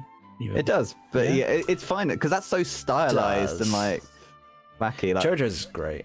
Yeah, there's quite a few on Netflix that are actually worth a watch, even though they are. Well, I think it wasn't the Voltron Don't one watch now. actually all right. Yeah, that's meant to be actually really good, and there's 14 seasons of it. If you want to go watch it, yeah, they have so absolutely trucked through it, and it is it's a roaring success. So. Catching up to One Piece, Jesus. Yeah, nothing will catch up to One Piece. Nothing will catch up to One Piece. You still got to overtake Dragon Ball and Naruto. I mean, Pokemon, Jesus. I wonder when the One Piece manga will ever end. When the author, unfortunately, gets too ill to carry on. I mean, I feel like he said like a couple of years ago he's got 10 more years worth of story. Yeah. So I forgot what his name is. It's not Oda, is it? Yes. Oda-san? Yeah, it's what the fuck is his last name? I'm gonna look this up because Ichiro Oda. I think it was Oda Nobunaga, but that isn't him. Isn't it one of the main 8 seasons of Voltron? Only 8 seasons of Voltron, but there's 12 episodes each, so there's still 96 episodes of Voltron. You can still watch of new Voltron. Quickly. How the episode? So how long are the episodes? They're 20 minutes. I assume. Hang on. This is pivotal to the name racer section that we find out. This is from the 1st of May 2020, Ichiro Oda is married to a real-life Nami. They are 24 minutes-ish, so yeah, half an hour. Okay, standard length then. Okay. Yeah. Nice. But yeah, like I think that while the Kingstone Kingdoms have cheated in making a billion names and not submitting them, there was some good ones in there. Yeah, there was some very good names. Definitely ones that gave me a laugh. Unfortunately, they are invalid from the awards because they were not officially submitted. Yes. It's like not filling out your name on your test paper when you submit it. That is true, actually. Yeah, you could have done all the revision. You could have sat in the test room, could have aced the test. But if you didn't put your name on it, you didn't put it in the right submission slot. Mysterious gentleman A has scored 100%. Yeah. Oh, I know. Sorry. There's one more Pokemon. It's the Golden Malola. It's got Fat Mario.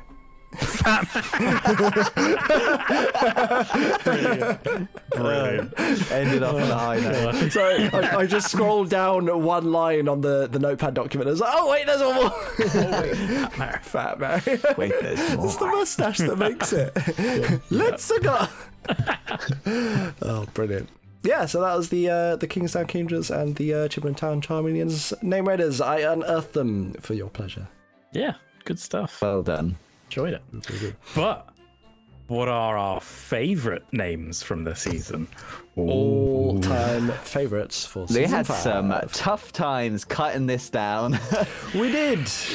We listed all the names, and I deleted all the ones that I was like, no, not great. And then I left only what I thought were great nicknames, and I still had a list of 32 names. I was like, shit, this is going to take some whittling down. I tried to have, a one from every team that, gave nicknames, and then some teams had 4, a couple of teams had 2, and I was like, this is really difficult. It's been a strong showing for nicknames this season, which is good. I'm glad we did the name raider section because it's up people's nickname game. We didn't even have the Palpitoads to bring up the average as well. So. Yeah, it's true. That's true. So even without him, we've shined this strong. So. And Rob didn't need to resort to foul mouth 3. 8-inch pecker, I guess. Yeah. Yes. Oh man. Right. So, do we have any honorable mentions or like mini awards we want to give out before we get into the top names? I mean, how are we doing this? Are we giving one favorite each, our absolute favorite? Yeah. Should we give out our absolute favorites? But we can definitely mention some ones that Okay. definitely were up there. Because we ended up having a different amount of names that we really liked, and not all of them, were the same between us. Yeah. So, Yeah. Wow. Well, I wanted to give a cheeky little award to the Barn Street Bidoofs for the best nicknames themed around Dave. It's great stuff. solid Daves right there. Solid Dave, Big Spiky Dave, Little Dave, Lobster Big Dave. And of course, who could forget Lobster Everyone's Dave? favourite, Lobster Dave. and The one we're all here to Flappy see. Dave. Flappy There Dave. was Flappy Dave, yeah. Finishing off with old Joey. No, Joey. Oh, Joey, round and out. So good. Yeah. At the time, it was kind of like, oh, they're all just Dave. Actually, it's kind of brilliant. Yeah, it's kind of It's the repetition makes it funny. Yes. yeah. The more you see it, the more it's good. Yeah. I think John, this season our champion, had a bunch of good nicknames. There was I do agree. I'm sorry, John, for the Sorry, John. version. Version Really good. There Goldfield. I really liked Magic Mike just because of how clever it is and how many different levels it worked on. It does work on a lot of levels, yes. Yeah. Levels I didn't get to me, so yeah. But my favourite of all of John's names was the Thanks a Lottle on the Thanks a Quagsire. Lottle, yeah. Thanks a Lottle. Is Great. Is that your number one pick for this season? Oh no, then? that's not my number one that's just your overall. favourite No. John's. My number Okay. one. Well, I think Well, you two know it. I will get to that. Yeah, we'll get to that. For me, there was so a couple things like Crispy was the team who had 4 nicknames that I really liked. However, the honorable mention I want is actually Untitled Goosemon, Oh, which is the Limehouse Luxray Zangoose. There's something about it I just really like. Untitled Goosemon. yeah, it's really good. It just feels like such a British comedy joke. Untitled Goosemon. I Listen to the Carmine podcast. Yes, definitely. Looking forward to more of that. It's gonna be sick. I really liked Rob's Ninetales, the Mozilla.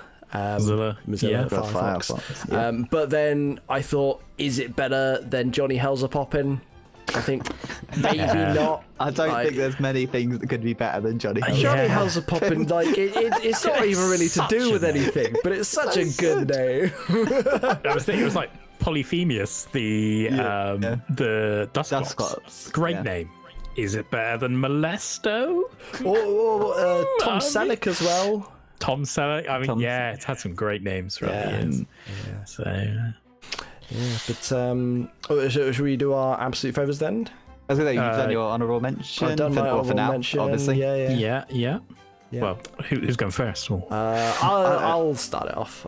Okay. And I'm gonna nominate the Ealing Ella Kids with their Zap Brannigan. Fantastic nickname for Zerora. I won't do a Zap Brannigan impression this time, but it just works so well. The Cockney. It's just such it looks like a cocky mon, and Zap Brannigan is a cocky thing, and Zap works on all levels. Yeah, it's very good. Yeah.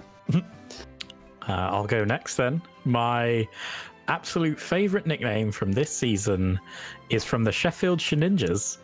It is the Rampardos Glasgow Kiss. Glasgow Kiss. Because he just shows up, gives you the Glasgow Kiss, and fucks off. Oh, I just love it. It's that is his place. Literally the essence of that mon in a nickname. Yes. It's perfect. You only need one move on it, and that's head smash. Yeah, you just come in, head smash, then you die. That's it. Kiss, you've made one hell of an impression. Your first impression. Oh my god, Gleespot. Oh god. Right. So for me, there's 2 nicknames that I kind of rate number 1. However, one of them I think is an incredibly good nickname and is funny, and another one I just find really funny for some reason. So, but what I'm going to do is so the number 2 is a mon on Sev's team, but I'm actually going to give the Ealing Ella kids another shout out for my favourite nickname of the season, and that is Bob Gnarly, the combo. Oh, okay. It helps that I'm a big fan of combo. no, Bob Dylan. It completely trumps the nickname that I had for the combo, and I think that's my favourite one of the season for sure. But yeah. Oh yeah, that was fantastic names. I actually just realised that I had more honourable mentions. Yeah, I've got more. Yes, I've got more. If we want to rattle off a couple, just because there's one that I think the league definitely would agree on, and that's Not Now, Madam, the Umbreon from the Wapping Waylords. Yeah. But the Wapping Waylords had a great bunch of nicknames. Like Clem Fandango from them was great. It just sounds funny, but I'm just like, it just doesn't look like a mon that's like a Gardevoir nickname. It does work. Because Fandango, you kind of think like flamenco, and it's got the big skirt and things. Yeah, I think, I kind of like it. Okay, yeah. So for me, my top 3 were obviously Bob Gnarly, and then it was Brokeback the Rhyperior, which is just really funny to me for some reason. And then number 3 is Rob with the Disco Stew. Disco Stew is so good, so fantastic in a name. I've got your Latios with Kindred Spirit, PK, I really like, and the Pumpkin Spice, the other Lati from the Slowbros, I really like, and of course there's You're Welcome, You're Welcome, the Comfey from the Torracat. And thank you, PK, for letting me draft it. I have another Torracat mention on my. I cut it down to 7 in the end, and that's Goat of the Year. Oh. It's great. The Go-Go. Yeah. The only other one I had was Shendu, the Gyarados. Shendu, that was high up on my list. Swindon Slowbros. I had to give a Weeble award for the Slowbros for Tenori Tiger. It's like top quality stuff for the Incineroar. My final honorable mention goes to Optimus 9, the Blastoise. Yeah, very good. Or you could also give it to Optimus, hopefully. Yeah, I did like Optimus. Optimus Highflecton, Optimus possibly. We've improved so much from Ray's, what was it, season 4 debacle of horrible names. Everyone's really stepped up. I'm very impressed. Everyone's name rater game. It's because we're putting them all on blast now. Repercussions to our nicknames. If I'm having to put nicknames for things which I never did before, I want them to be good. Let's go. We had in season 3, it was 8-inch Packer, Gringo Bandito, and Chewy Louie. That's season 3. I think that was season 4. I think it was season 3 because we didn't do one for season 4. Did we not? No. Season 4 was kind of the season that never happened, right? I can't remember now, because it's because it was so long merged into one. No one had any energy after it was over to do extravaganza videos. We had no extravaganza. We Johnny Hells are popping. It was a long season. Yeah, it made a big run through the lower bracket, and then JP had to take me out. Yeah. To dinner. After lockdown, maybe. After lockdown, yeah. No, I port water. We'll go to a nice world buffet. Oh, nice one. Oh, yes, I can get. Buy you a seafood dinner and never call you again. She gives us say, damn it. So yeah, top quality stuff on the nicknames this season. Well done, guys. You rock. Well done. Well done. Well done, everyone. And then we got just one more segment for you this evening, I believe. Yes, if someone could remind me. It's going through the tiers. Yeah. Ah, yes. And choosing what we think has been the best performing mons from each tier. So stuff that, keep an eye on caught the eye in your draft next time, maybe. Yeah, this may not be technically the best stats-wise or actual performing, but it's ones that caught our eye for sure. Yeah, we may be absolutely blown out the water by actual MVP rankings or whatever, but they seem to have. They were the ones that had a memorable, lasting effect and seem to have done work, which also includes putting a bit of a spotlight on some tanks that have done work that don't always shine in the MVP status because they don't get the kills. So. Well, should we start? Yeah. Were we starting at tier 1 or tier 5? we're starting at Megas. I think we should start at Megas and then go tier 5, 4, 3, 2, 1. I think that's how we did it last time. Okay. Okay, yeah. So, well, we're doing... Because we did split our Megas. Obviously, the Megas were given different points this season. And we've split them up into those as well. Yeah, so I think there was 7 tier 1 Megas drafted, 6 tier 2, and 3 tier 3 Megas. Yeah. So we have...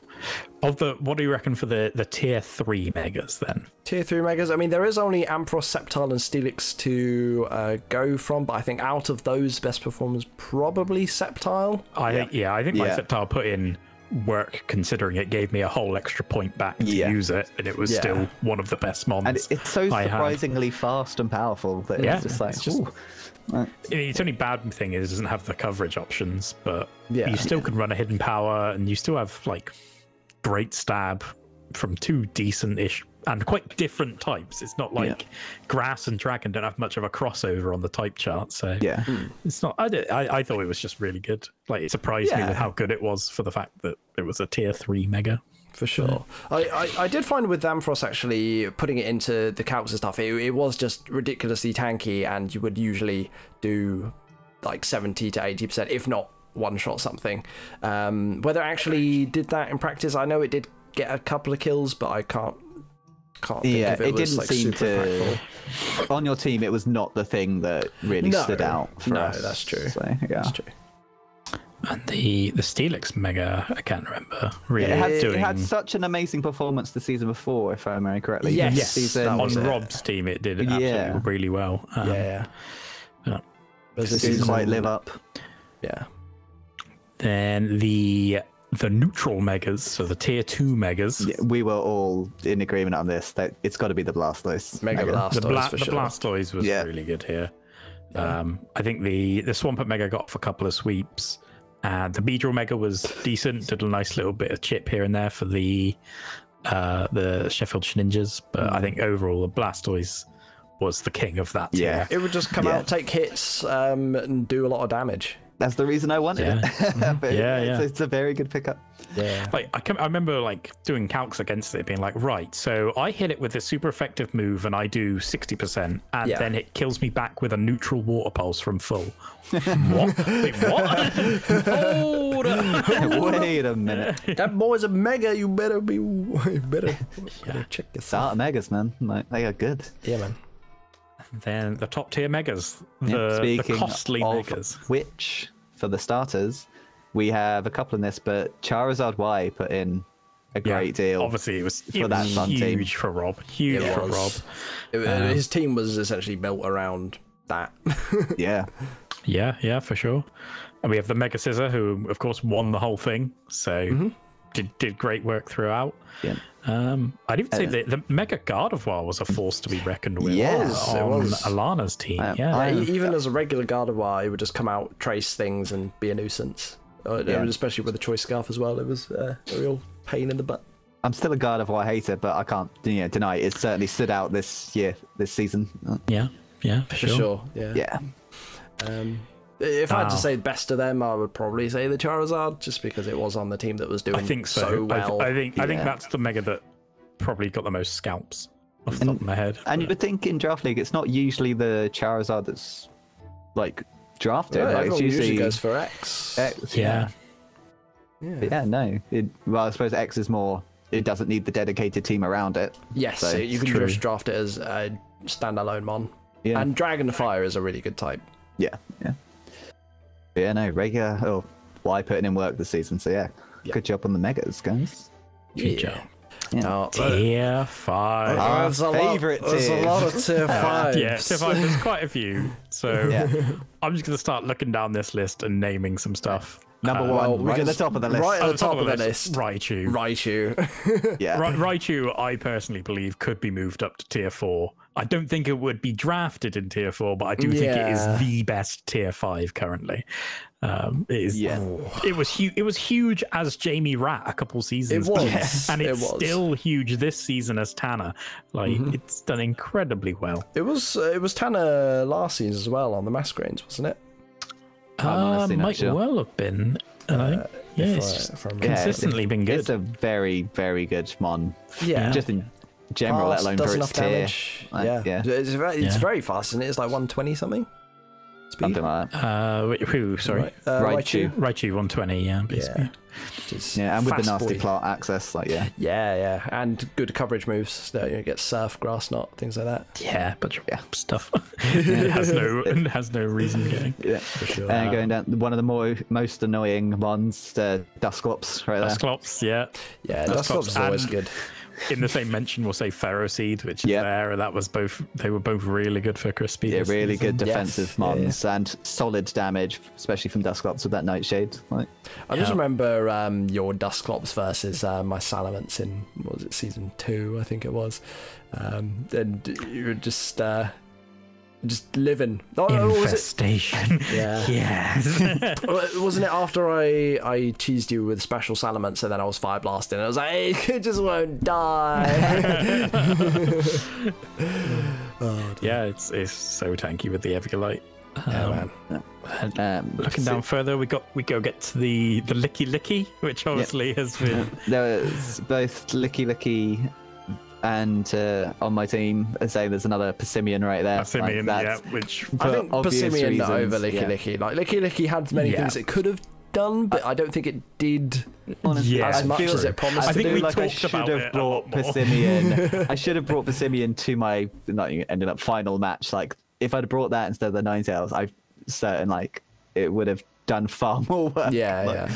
It's so good. Like obviously rightly bumped up for the next season. But yeah, yeah, so good. sure. And then I think Licky Licky had promise, I might add, and it's got so much stuff, and it's still very good. But I chose to not bring it to a lot of games. Yeah. because it just didn't feel right to do it. I think there's one more on there. there was the Rotom Frost, which is There's- actually I think one of the best tier 5s this season. Seb has performed yeah. incredibly well with it. Super It's been surprised by that so one. annoying for everyone to deal with. Yeah. Like just Volt switching it around, and then if it gets against anything that it wants to be against, it, like an either Will-O-Wisp or just hit it with a Blizzard or Thunderbolt. Yeah, offensively, still got that Blizzard, which is Yeah. very strong. Yeah, there's a couple more that kind of stood out to me. We had the Lipard.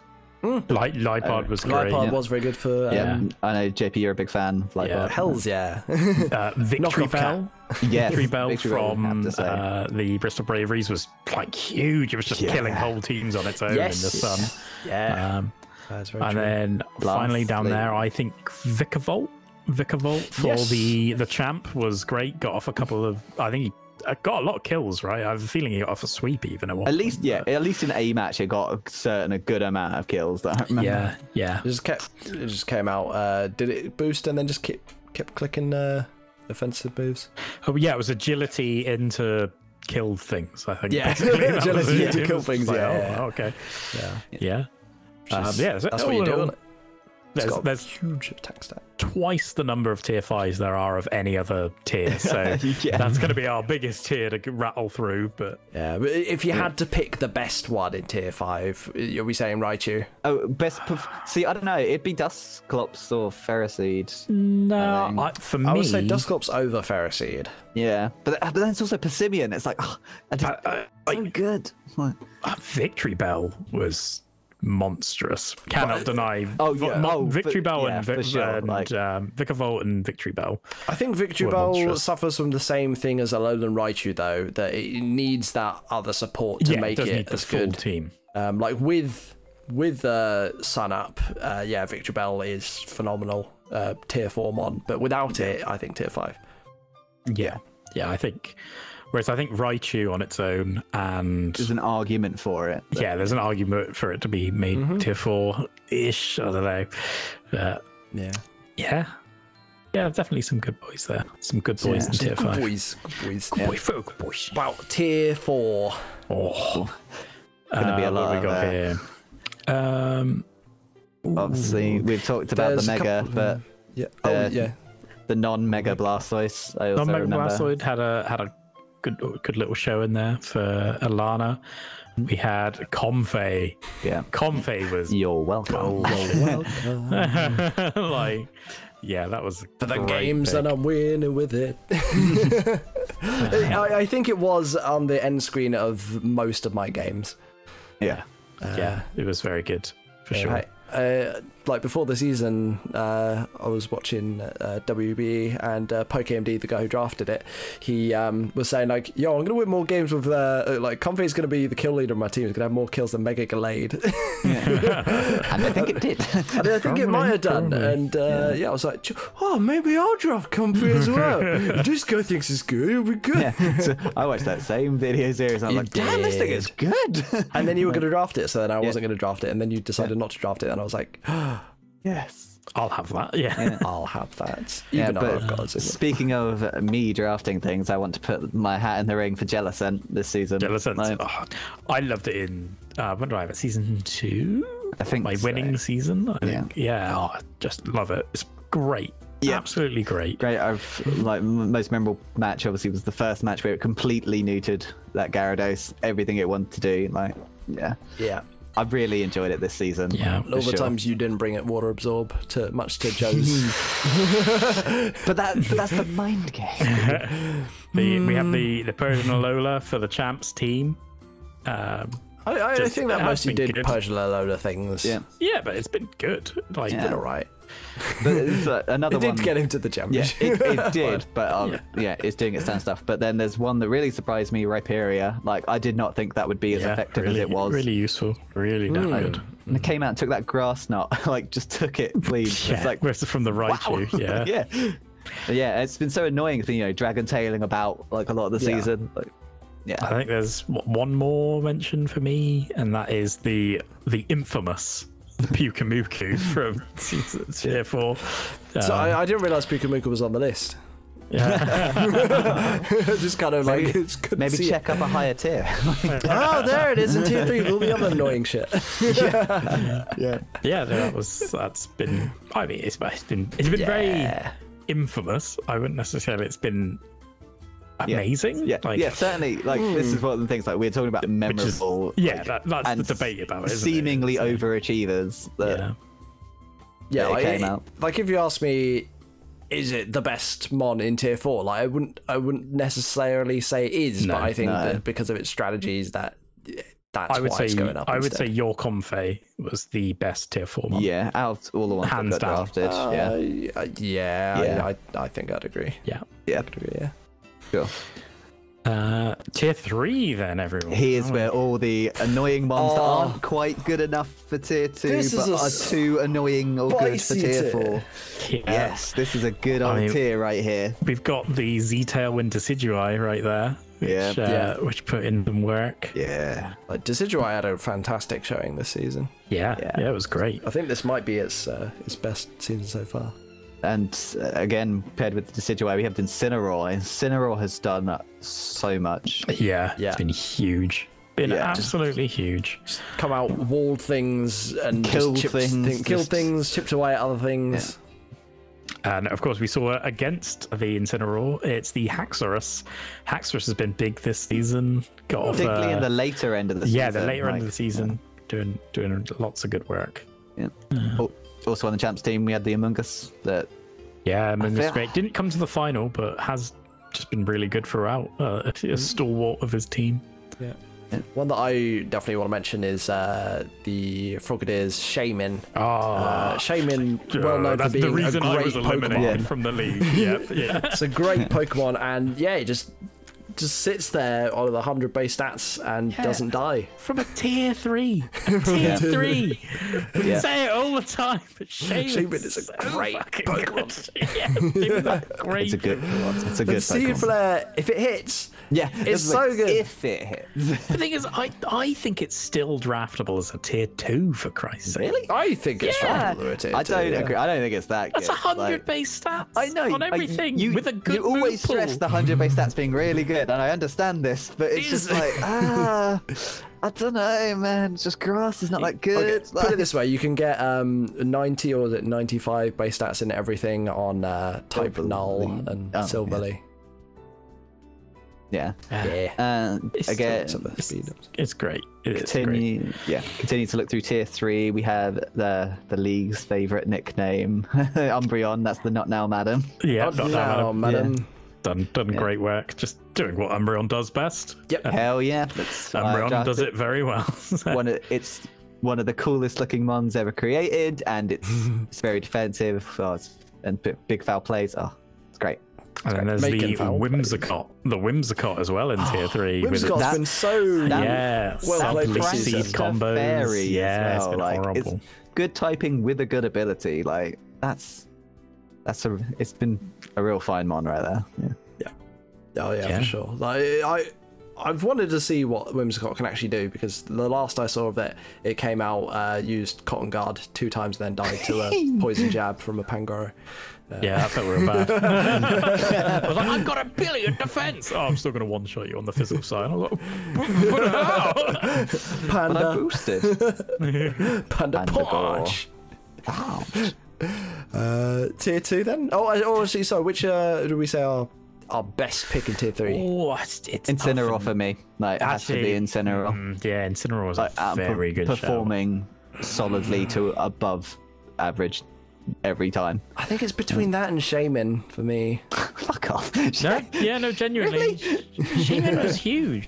I know, but You lost to him, I lost to him. I know, but in my mind, like when looking at all this in my mind from watching this through the whole season, Incineroar is the clear tier 3 for I'd me. say Like Shaman and Incineroar are the two that they feel like cheating to get them in tier 3. You're like, wow, this bullshit. I don't know. I don't know about a tier 2 Incineroar. I can see a tier 2 Shaman. But they both feel like super good to get in tier 3. So you're like, what? Yeah, like even like looking at the other tier 3s, obviously, even ones that have done well previously, like say like a Mienja or something, like the Incineroar and Shaman was just, I'll give you Shaman, has been like just so much better. Like Tier 2 then. It's more, so tier 2 and 1 were obviously more obvious for like powerful and why they would be standout. Like we had the Zeraora from the Healing Elikids. Brannigan. It was really good. Just like as a quote from him, show Dom how it's done, or show him how to use it. Classic Elikids tech. It was drafted as a tier 1 the season before, when it shouldn't have been, but obviously there's no real But as a tier 2, it's been monstrous, so fast, so powerful. Just it's been great scary coverage. Really good. I think I helped a couple of people try and prep for it, and it was like, oh god, just shows up Plasma either fists. Plasma fists or close combats, and you die, and then it just leaves with a U-turn, and you're like, what the shit's just happened to me? I had a lot of fun using it. I was like, oh sweet, I can just do this. I just press buttons and it works. Press buttons. The should probably be tier 1, but tier 2 Infernape has been Infernape. I think Infernape is tier 1 material. I see why they brought it down to tier 2. I can see why, but even at the time we were like not too sure about this one. That could be too strong for tier 2. I don't know. It's in that awkward place, isn't it? It's in for sure. Worst tier 1, top tier 2. Like you're like, because it was in tier 1 for so long and no one was picking it. And so it was like, okay, well maybe it's tier 2 high. But you look at this kit and it's got everything a tier 1 probably worse than Infernape. Yeah, I would say Conkeldur's worse than Infernape for sure. So just swap them over. Straight 1 for 1. Trouble is, Conkeldurr in the right circumstances can just sweep teams. Yeah, my boy Fazim right there. It's got 3 good abilities. Priority. It's like, huge it's stats, a very strong one. But continuing to one that was, I believe, in previous seasons was tier 3 and got moved up and is still performing very well. Klefki. Klefki was still great even as a tier 2. Again, like we were talking about Whimsicott, like the Prankster and Fairy, and it's got an even better secondary typing. Being that Fairy Steel typing and just being annoying as hell. it's still annoying as hell, and Yes. Klefki will always be a Klefki. And next season can use Swagger. Oh yeah, it's one of the few mons that actually can use Swagger like effectively. Yes, yeah. What else have we got on this list? One that I definitely wanted to bring up, she might not expect, and this is going to be the Suicune from the Chipping Town Charmeleons. Now, while they didn't have the best run in the season, like early on, it was sort of a little bit infamous alongside the Luxray's Clefable for, it would just come out and not die, and it would either win games or take down a lot of ones because they just couldn't kill it, and then it would eventually like scold you to death. Then it ended up Clefable versus Suicune. It was like, oh god, no. Really impressed with that. I think the Ferrothorn I'm going to mention always fantastic. It's a very solid, always good. Obviously, it's like the archetypal tier 2. It is a very good mon, but it has a very clear weakness. Yes, absolutely. It's hard to get around. For me, has to be the one that 6-0'd the Shedinja, if I remember correctly. That's Reuniclus. The Reuniclus, yes. Reuniclus, yeah. Was really good. Really loved it. I'd say that's probably one of my favourite members of my team for sure. Yeah. It was just great. It was just like, oh yeah, look at this. Just wacky build-up sets and stuff. Yeah. It is quite cool. My problem with it is that I wanted it to be another Florges, and it wasn't quite... tanky enough out of the bat, out of the gate, whereas Florges you can just whack out on the field and then you can start killing them, whereas with Reuniclus you've got to send out and you've either got like Trick Room or Calminder. It requires a little bit of setup, but actually to be honest it's still like just running like choice spec set, it still comes out and it will still absolutely that punch low holes in speed things. doesn't really affect it too much. Like it's at that point where its speed is low enough that it's like you have to worry about its low speed rather than just being a slow mon, because like if you set up a Trick Room or whatever, then Trick Room super. But it doesn't need it because it's a magnet for knockoffs though.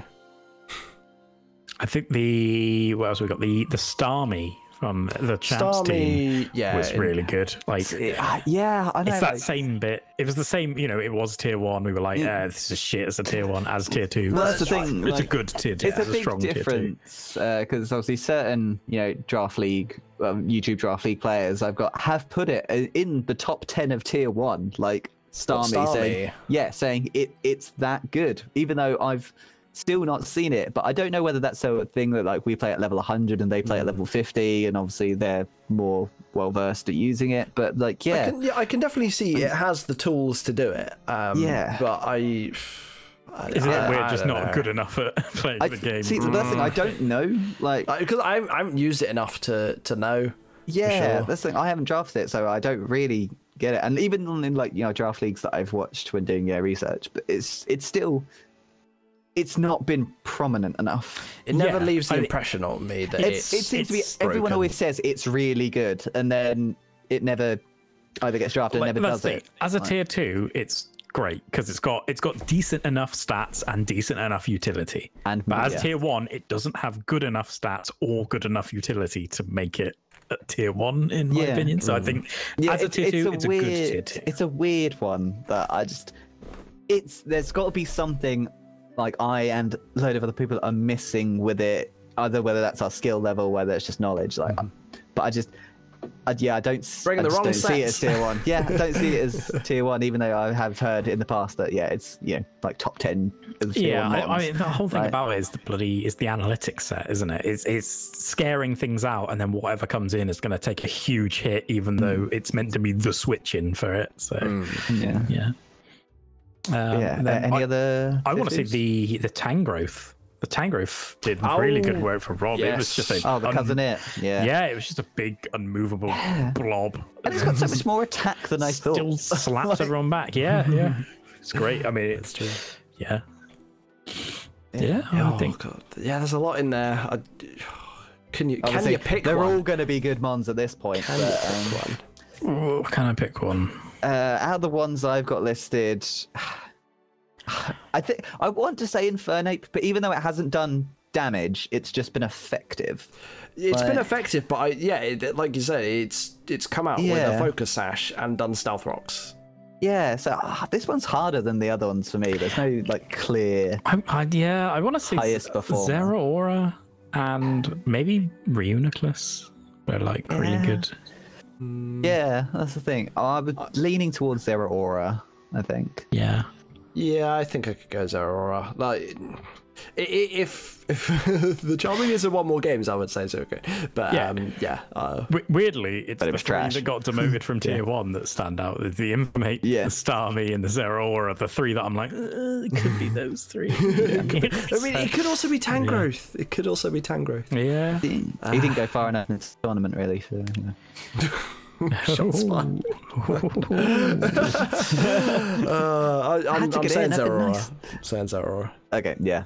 All right, we're saying Zeraora as the, and now we get on to the most boring tier. Surprisingly, no, it's sick. What are you on about? Right, we've got the Hooper and Banner. No, Hooper Bound. Its debut performance was not great. I'm afraid. I think there was. It nearly had. It had I'm promise. just bad at the game, but it had promise, and I saw sparks, but it didn't. It's always a mon I want to play with, but then it's a mon I don't want to draft. I just sort of had it on my team. I'd be like, wow, cool, Hooper and Bound. It feels like that when you have it. It's like, cool, I got this Hooper and Bound, it'd be great. But there is this. This guy is the U-turn team. Yeah. There is two sizzles knocking about. Yeah. What do we got on here? That was good. There's only 3 mons I've got listed, and out of the 25 that were drafted, but the number 1 pick that had been most surprising to me, even in tier 1, is Weavile. Weavile.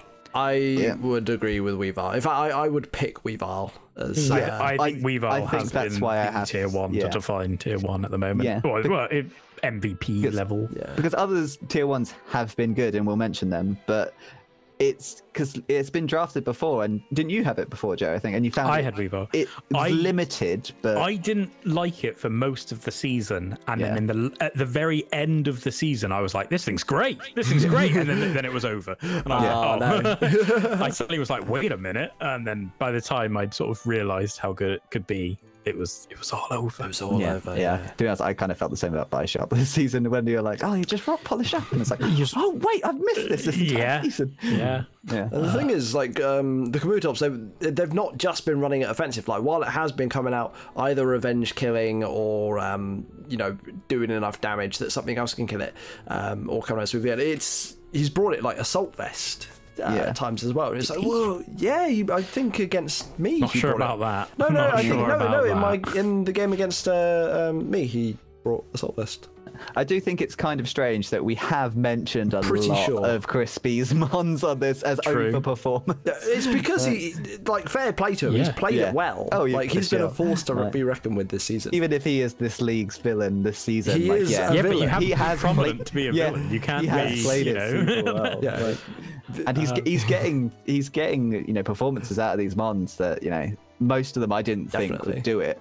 Like, and the prime example is Weavile. There are other ones to mention, though. It's not just the Weavile. No, for sure. I think I like the Slowbros Lati. I thought was actually really, really good. Coming out being that utility wall setter was just absolute pain in the ass to try and get through.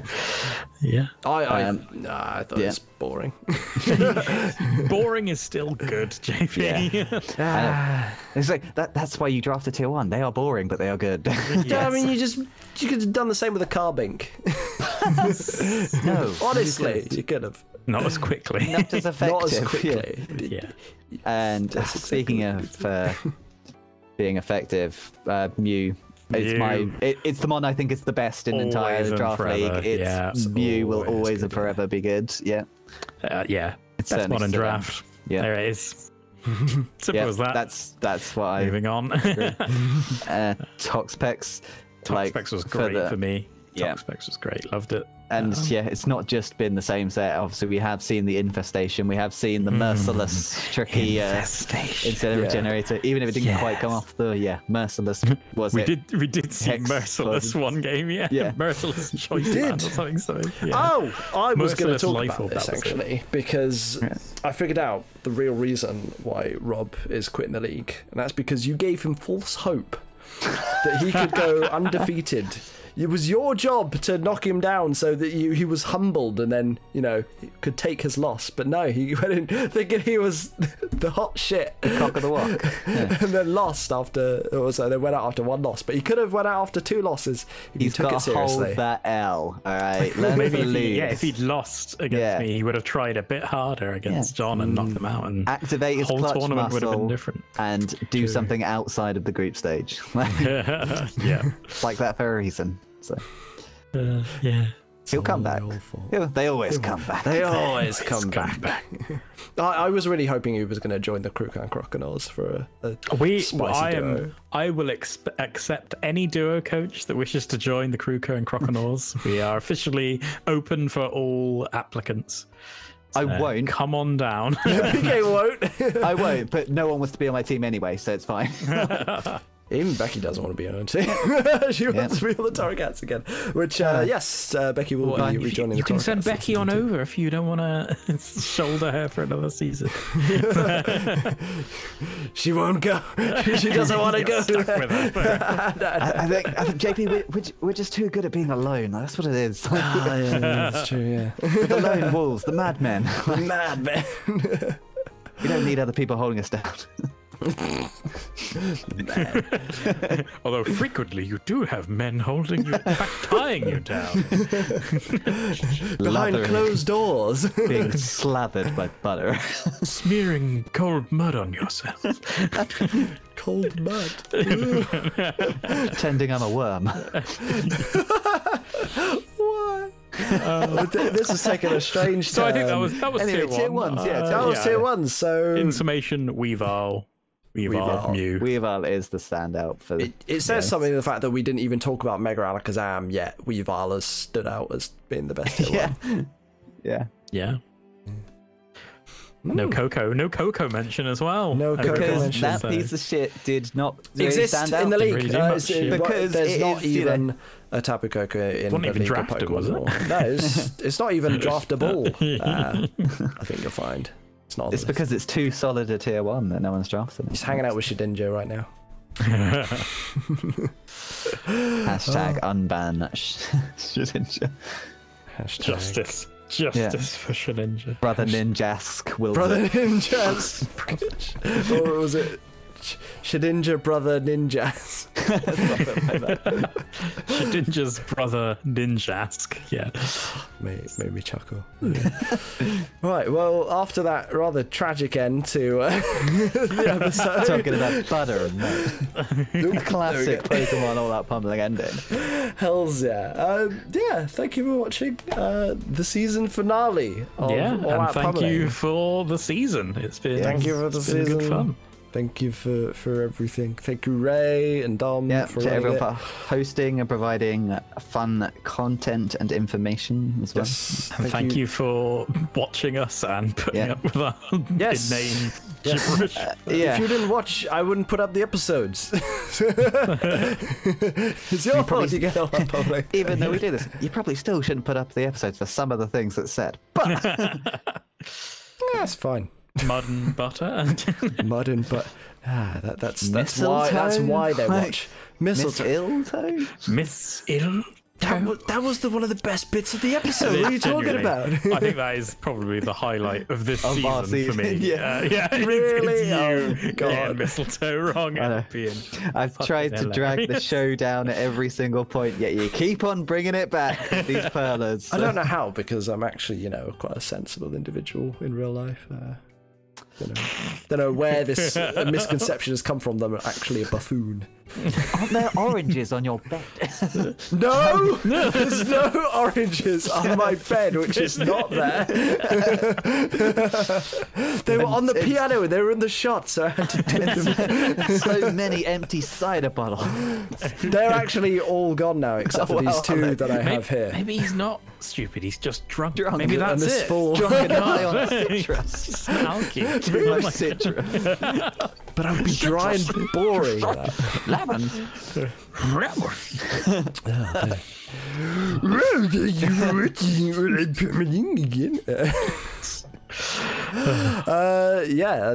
I think there's more videos coming out. Hashtag soon. League Plays Pokemon. Hoping to get that finished before season 6 starts. Yeah. Depends a little bit on the Slowbros. But we had fun doing that. We had so much more fun. Yeah, there's a couple more of us coming out, and then handing off to the boys. Yeah, we're unaware of their status currently, but yeah. Yeah, unless we've actually died before then. Other than that, we'll see you in the season 6 draft Alisas. That's going to be our next. Oh, yeah, that's the next video, right, really? thing. Yeah.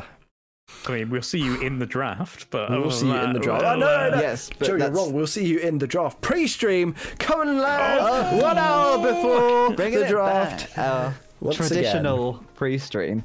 Yes. Of nothing to do with Pokemon until like 10 minutes. This time with added Smash Brothers. Yeah. I'm both excited and scared to do another Alisas. I mean, it's such a huge piece of work. It takes so long. It but was it's 7 so hours good of recording and then like 2 weeks of actually doing like prep work. We were prepping literally for like 2 weeks for that last one. And I'd been designing stuff well before then.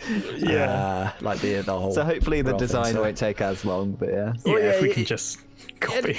Yeah, I mean, it depends what people want to see from it, really, because I would be interested in what people's opinions are on this time, because I feel like we did go way more in depth than any other team rating we've done from us and at A-League, and I know that they erred on the side of caution from revealing too much about teams because you don't want to be spoiling all strats. But I think people also might appreciate the general gist of what. Yeah, I also think we're getting to went the back point and where most People know it. strats, like people know what a Starmie does. People know what, even like some more niche strats from certain mons, like, oh, it's a really good in a trick room thing, or it's people know that. Like at this point, the play level has gotten so high in this group that it's scary. It's scary. Everyone's a killer now. Yeah. Maybe I'll have to think of some new fangled metric for rating mons. And then some newfangled cheese mons. And like trying to scrape the bottom of the barrel for something that's not been seen. I'm trying so hard to find the next dive cats, like the next like utterly broken thing, but I just I've not quite come across it yet. Like maybe what we need is not an actual like a series of moves that do a thing. We just need an idea that is like, it doesn't matter. We don't that kill you've an got idea. That's right. That's the way to really win. You need an idea, but then you need no hope. Because you can't kill a man if he's got no hope. So that's what we're going for. We've got so we need an idea with no hope. Okay. A hopeless idea. Right. Yes, a right. Hopeless idea. We can do it. That's the all-out Pummeling tagline. Hopeless ideas. I'm on it, guys. I'm on it. Where's my right. Well, on that. Well, we can't say that. Thank you very much for watching. PK, send us out.